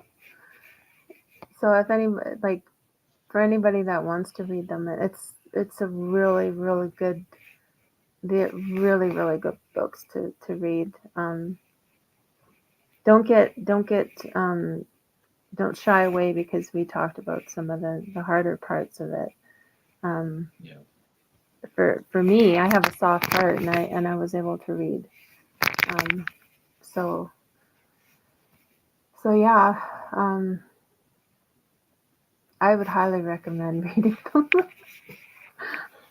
Yeah. So yeah, you asked me what I thought of them. So yeah, that's how I how I think of them. Yeah. It's like the reason why Lisa got started to read them. It was actually myself and Bastian actually discussing it on the main the Monday night podcast, and Lisa basically turned around and says, "Oh, that sounds interesting." That's where when I said Feist takes the Tolkien idea of Lord of the Rings and jacks it up with a 4 ton of steroids, and it's sort of like it's like taking the idea of Lord of the Rings and basically and basically and it's like it's on steroids on steroids tenfold, and he's sort of like, oh, Yeah. right, okay. Then he's asked, oh, where do I start? I said magician. Obviously, I've got the 2 books in one, The Apprentice and Master into one. Yeah. And obviously you've got the separate the 2 separate books to it. Yeah. And sort of like about a week later, he turned around and says, "Oh, I've got the books. I'm reading them and I love them. Give me more." I know, it's like, take my money. That's what I pulled a step and I said, take my money. Yeah. Yeah. Yeah, if you like, if you take, Passion, if you do like sort of like metal music, metal fantasy music, you will love, because a lot of these fantasy metal bands, symphonic metal bands, or like sort of like this, they actually take those themes that Feist, Tolkien, Trudy Canavan, or Kim Hunter, or James Clemens, and actually take those stories from sort of like take those ideas, as I should say, not the stories, because they get done for get done for plagiarism and other crap. But they take those sort of like ideas and actually transplant those ideas into the metal fantasy. Yeah. In the metal sort of like genre. Yeah. Well, of course, heavy metal. Yeah. Heavy metal was one of the originals, right? Yeah. Sort of like it's not just like sort of like sort of like into the sort of like it's not just like what am I trying to say? I know what I want to say, but it's actually trying to get from here to here. It's sort of like it's not just limited to the metal genre. It goes for any sort of like any of the genres. Yeah. If you sort of like, if you are a good songwriter, you sort of like, and it goes for any type of writer, whether it be a movie writer, TV, Yeah. or like a book author, or if you sort of like got an idea, you can actually sort of like bring that sort of like, you can bring that sort of like world. Doesn't matter what it is, whether it be Yeah. thriller, whatever. Yeah. You can all That's right, Bastian. It would be amazing if they had yeah, that. Oh my goodness. It yeah, would be amazing. yeah, yeah. Yeah. It's like yeah, yeah, oh, Um, but yeah, The music in Highlander. Oh my goodness. Like that's what I yeah, think of. Like I think of like it could be like really epic, like really epic music. And um we've listened to quite a bit of like some of the symphony style metal that starts off kind of softer and then goes and gets heavier, right? yeah. So The classic one, Fortis Ventus. yeah. Oh, that should be a soundtrack. Like that should Oh yeah, be soundtrack right there. yeah, yeah. It's like yeah. There's Queen, Masters of the or is it the Master of the Universe, where it's like really proper. It's like basically yeah, the sort of like a rock band. Queen is a rock band, but with like the Master of the Universe, that's bordering on like the fantasy metal Mm. Like Guardians of the type of thing. Galaxy. Do you know Queen? Oh, Queen Queen. did Yeah. this. Queen. Yeah. Oh, I loved Um, it. uh, yeah, when they did the when they did the soundtrack for Highlander, Oh, yeah. which is they came out with It's a Kind of Magic. Yeah. Um, the yeah, It's a Kind of Magic, because that was the line from the Highlander. Yeah. Said to Conor McLeod's secretary, who he rescued from World War II.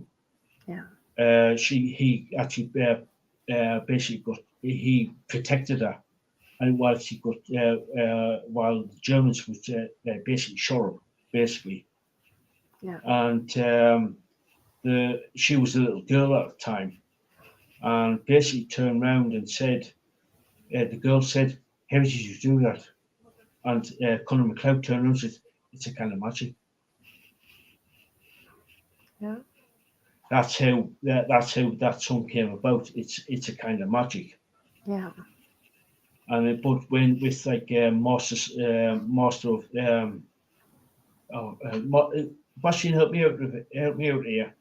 I think it was Master of the Universe, where it was proper heavy. It was like bordering on like a heavy metal song. So it's bordering on like the fantasy. Yeah. He says Flash Gordon, Iron Eagle, and Highlander movie soundtracks by Queen. Yeah, yeah, All of them excellent. yeah, yeah, Highlander. I don't know. It's always had like. Oh, I love it. It's always had like. Oh, I just love it. yeah. Queen back in the 80s, they did oh god, they did a lot of brilliant soundtracks, brilliant music for films, Yeah. brilliant for films. Because they also well, Freddie Mercury did anyway, not not not Queen. but eventually they came around to actually doing it. Clean, entertain, sold out.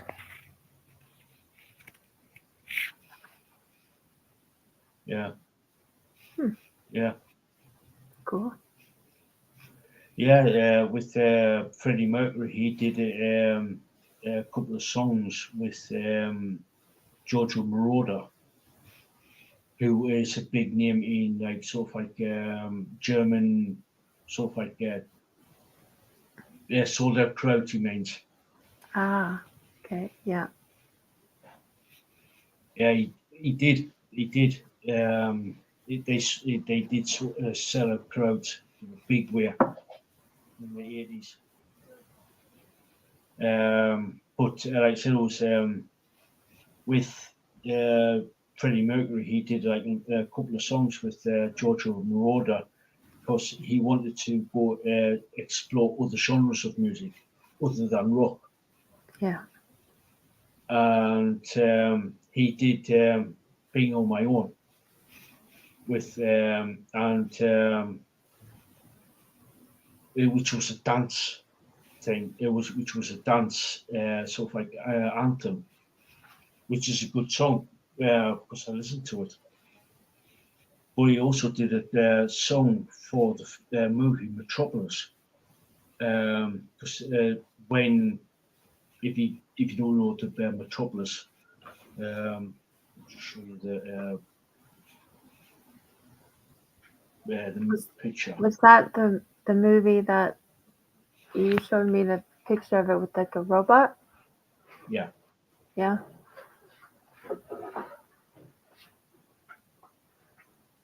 Let me. It was made in 1927. At the time, it was like it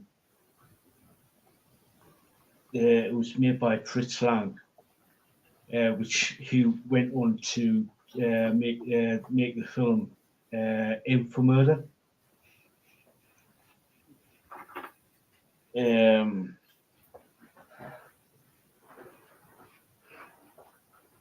Yeah. Images.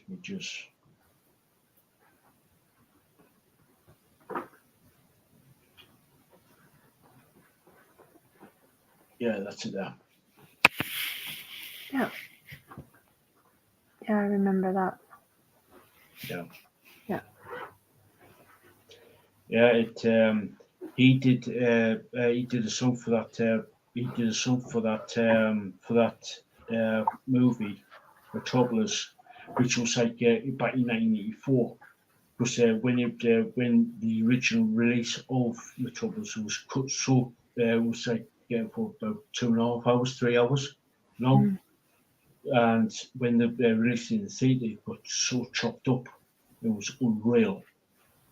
So when they were trying to restore it, because it was like such a significant film to the German film industry, they tried to like get it back to as close to the original edit of the film,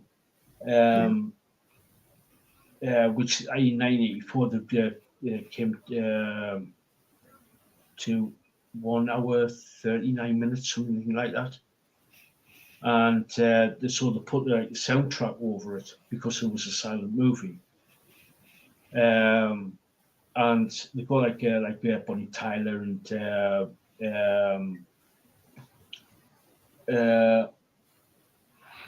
what's his name? Anderson from Yes, the lead singer from Yes. Okay. And a few other big name people there. Yeah. And I know Freddie Mercury had a bit of a fight with the rest of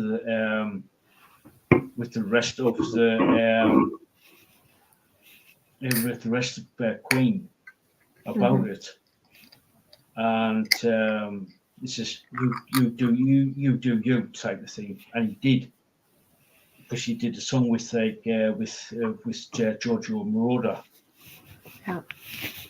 And yeah, it was like yeah.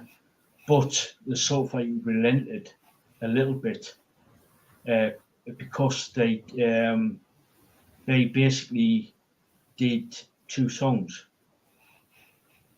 with footage of Metropolis in the videos too. Radio Gaga. Do you know when? Do you know when in Radio Gaga, it's like when they say, "All we hear is Radio Gaga," Yeah. and they start clapping. There's a couple in the background. There's a couple of people.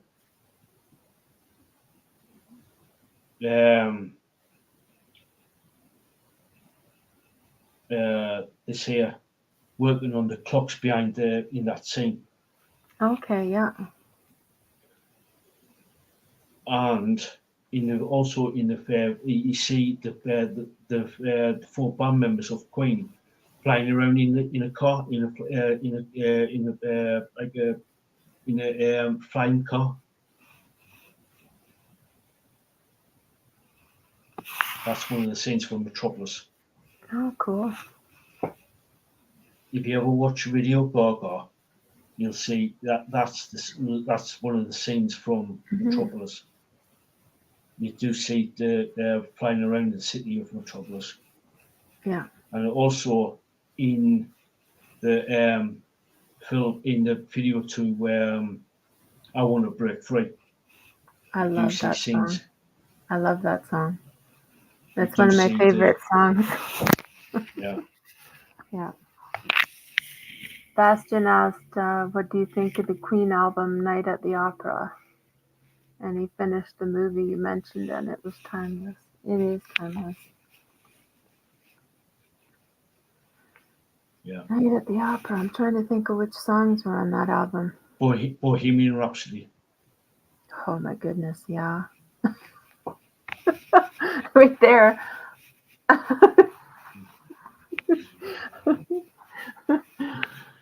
Yeah. Yeah. It's good song. Yeah. Good album. Really good album. And yes, I'm having my coconut water now. I ran out of tea.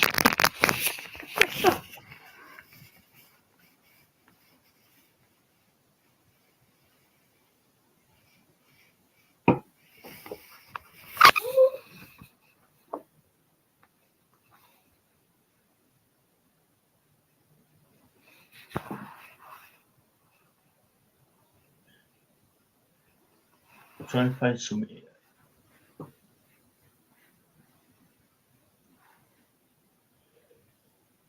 She hates Night at the Opera. Oh wow. That's the scene. That's one of the scenes from. That is actually when. That's one of the. That set there is one of the scenes in Metropolis.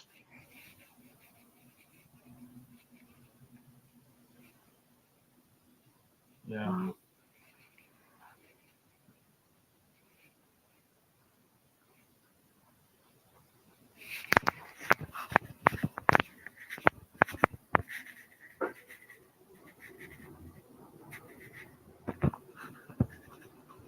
Wow. Just there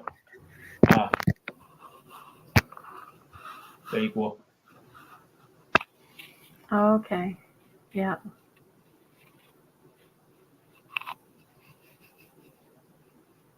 Yeah. Cool there, Bastion. Cool. Oh wow. You saw them live. Wow. Yeah. Cool.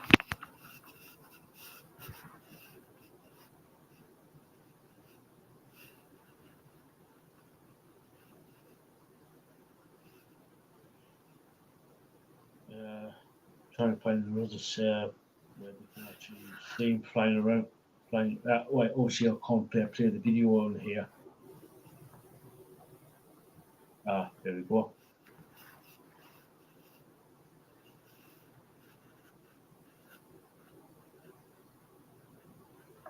That's another scene from the movie. Yeah, with the buildings behind. Okay. Yeah.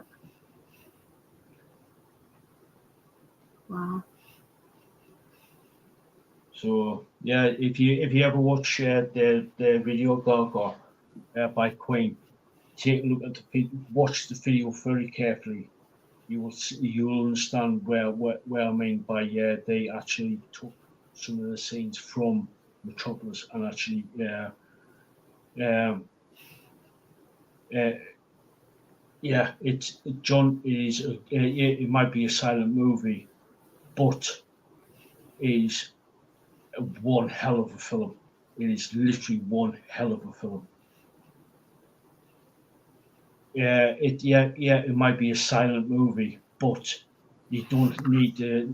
It's the imagery, it's the acting of. It basically starts out. It's basically it's a sort of like anti-establishment, sort of like a rebellious film where the few, basically, it's like what happened today. Basically, the 1%ers keeping the masses down. Basically, the masses get pissed off, they uprise, and it basically well, I won't say it, I won't spoil it for you, but it's something happens, and basically, yeah, it's it's a bit like a precursor to well, like I said, it's like basically it's the 1% keeping the 99% down, basically, or try to anyway. Yeah. And that was made in Germany. Germany, 1927. Directed by Fritz Lang. Who went on to do Dial M for Murder. So that was pre-war. Pre Second World War. Yeah. It's just, in fact, it's pre Hitler. Sorry, That's, YouTube humor reviewer. World War II bad guy. because I was just thinking, like, because that's pre-East and West, that's pre-wall, that's yeah. So that would be like a pivotal movie, right? Yeah, Yeah. it is. Interesting. I'll have to try and watch it. Yeah. Yeah. Yeah. You can't sort of like you can't get it on DVD with sort of like with a few extra behind the scenes stuff. Sort of like a little documentary type of thing, I think, on how it actually restored to pretty much the full version of the Fritz Lang's sort of like idea, if you know what I mean. Yeah. Yeah. So yeah, it's like yeah, like I said, the girlie who plays Maria and the bad Maria, i.e., the robot, she was 19 years old at the time, and basically she actually wore the robot suit at the same because she played two parts. Yeah. Obviously, she played the good Maria, the good Maria, and the robot. If you know what I mean. Her evil twin. So yeah, pretty much yeah, pretty much yeah. Because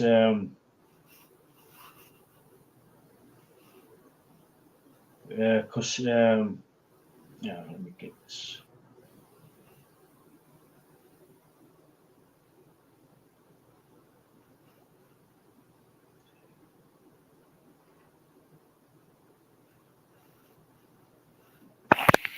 Yeah.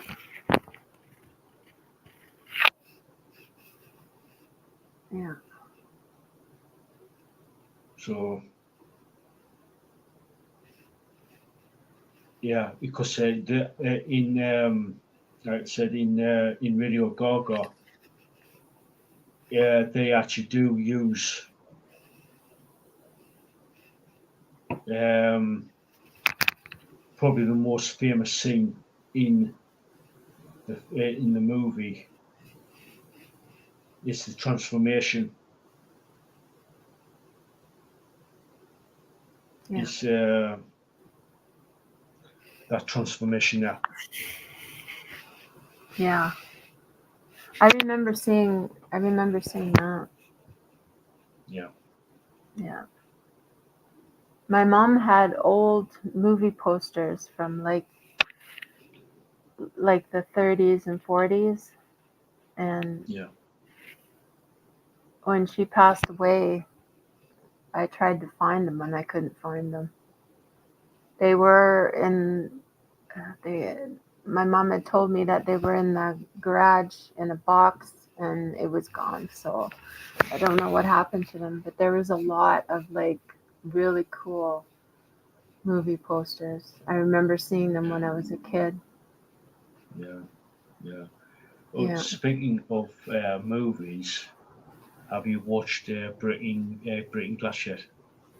No, I haven't. I was gonna watch it. I have a one of those what are they called now? See, I'm having a brain fart. Those external hard drive thing. Those Yeah, external DVD player or whatever.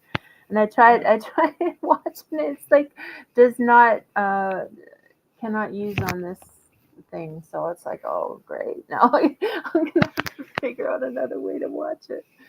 So yeah. I have it. I just have to watch it somehow. I did finish watching Monarch. I did Cool, cool. finish watching Monarch, Yeah. What so do you all think? ready for next season. Yeah. What do you think? Awesome, like amazing, amazing. Of course, Kurt Russell and Wyatt Russell, like it was amazing. Like they couldn't have picked a better. Like he looks like him, of course. So it's like Yeah, perfect. yeah, yeah. Yeah, I really. Wyatt just does look like his dad when he was younger, back in the 60s. Yeah, yeah. Well, his eyes, like just the way his eyes are and everything, it's just like it's Yeah, him. yeah, It's just a younger yeah, version. And no, it's yeah, not coconut and rum. It's yeah, coconut water. yeah, Honest. yeah. I'm really looking forward to the second season of because it's been Yeah. just been greenlit. It's literally and from my understanding of it, the script's been written and they're going to be starting filming soon. So yeah, Yeah. I was excited when I saw that clip and and I had to send it to you. I'm like, yay, there's yeah, another one. yeah, Yeah. and from from what I've been hearing, um, Apple Apple TV is going to has announced that there's also a couple more spin-off series, and this time, from what I'm hearing, it's going to be more focused on where Wyatt Russell, with his time, it's just like sort of like sort of in and around the time of when Monarch started up Yeah. back in the 50s. So because of the success, sort of like success of Monarch Legacy of Monsters, because of obviously that Wyatt Russell's playing the younger version, obviously the younger version of Kurt Russell's character. So they're going to be, from what I'm hearing, is that they're going to be sort of like doing sort of like focusing on his time in the 50s and 60s, in the 50s. Yeah. Well, Like there's the very early monarch. yeah, and then there's all that time where he was on that planet or whatever you want to call it, in that It's other place. a hollow. It's the hollow Earth. Yeah, where he was there, and basically for him there was hardly any time go by, and it was what, Yeah, yeah. 30 years or something. How many years was it? From what I remember from this, how they explained it in the series, he thought he was only there for 21 days, but it turned out that it 20 20 something like 20 odd years passed, Because the time mom, dilation. yeah, because the I'm trying to remember her name. She was in there, and she thought it was only like 3 weeks or something too, and it was, or how many days, like how long do you think you were here? And she said, and it's like it was like a long time. Yeah, 30, Yeah. 30 something odd years Yeah. that passed, because she disappeared in the 1950s, but it showed up. No, it was she disappeared in 1950. I can't remember. It was 54. No, it was 56. 1956, and showed up in 2019. Yeah. So yeah, I really enjoyed it. I kind of did a marathon, I guess. Yeah, And yeah, it was.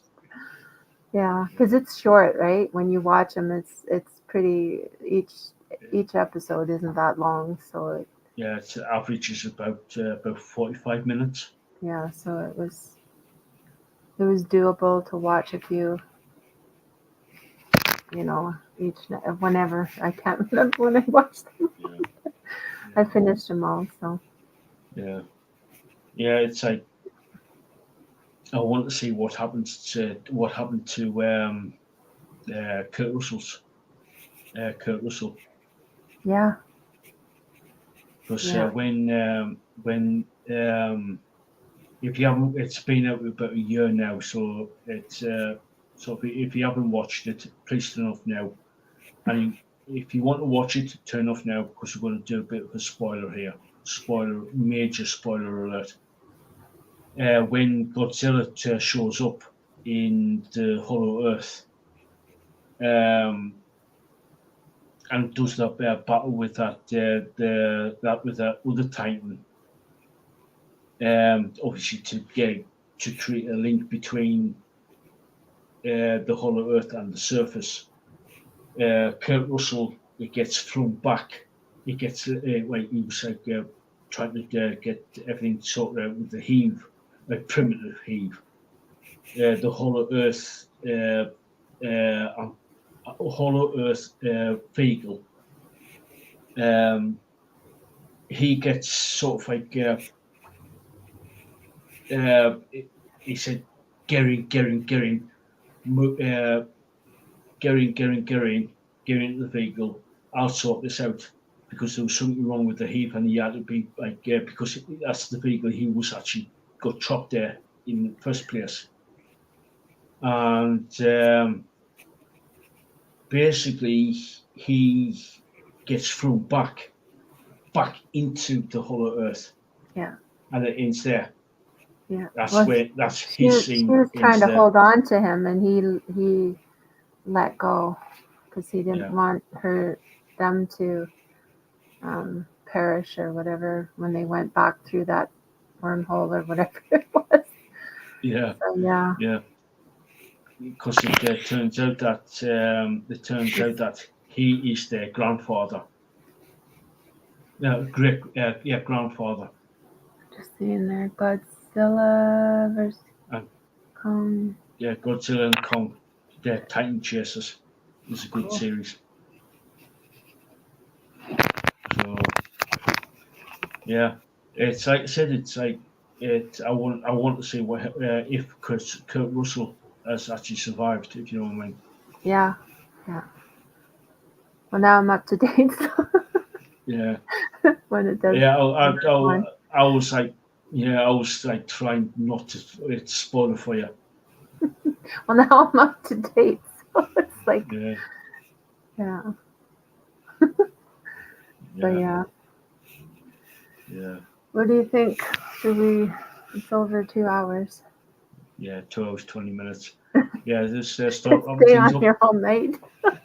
Oh yeah, yeah, yeah. So yeah, guys, yeah, we start wrapping things up here. And like I keep saying, spank the like and spank it hard because it does help the almighty algorithm. Get everybody to subscribe, share the stream out, comment down below, and check out the bands that we've been spoke about earlier on in the beginning of the show. And yeah, it like I said, it does help the channel out. It helps out big time. So, any final words, Lisa, before we I'm sign just off? gonna say thanks to Bastion for coming and Tony and Dan that came earlier, and Yeah, make sure you tell the people that you love them, give them big hugs. We don't know how much time we have in this earth, so yeah, make it yeah. count and don't drink and drive. It's a dick move. Yeah, that's here for you, Lisa. That's here for you. Okay. Yeah, yeah. So yeah, like that, like Lisa Boo said there, give people a big hug and don't drink and drive. We won't see you here back here next week and on Monday and on the live interviews and yeah, all the good jazz. So oh yeah, before I forget, got Astro. Got an interview with Astro Cactus this coming Friday. On this coming Friday, the 3rd of May at 9 p.m. UK time. So stick around for that. And I'm hoping to get a couple of other, get a couple more interviews in the coming week. So yeah, stay tuned. So until next time, guys, catch you all later.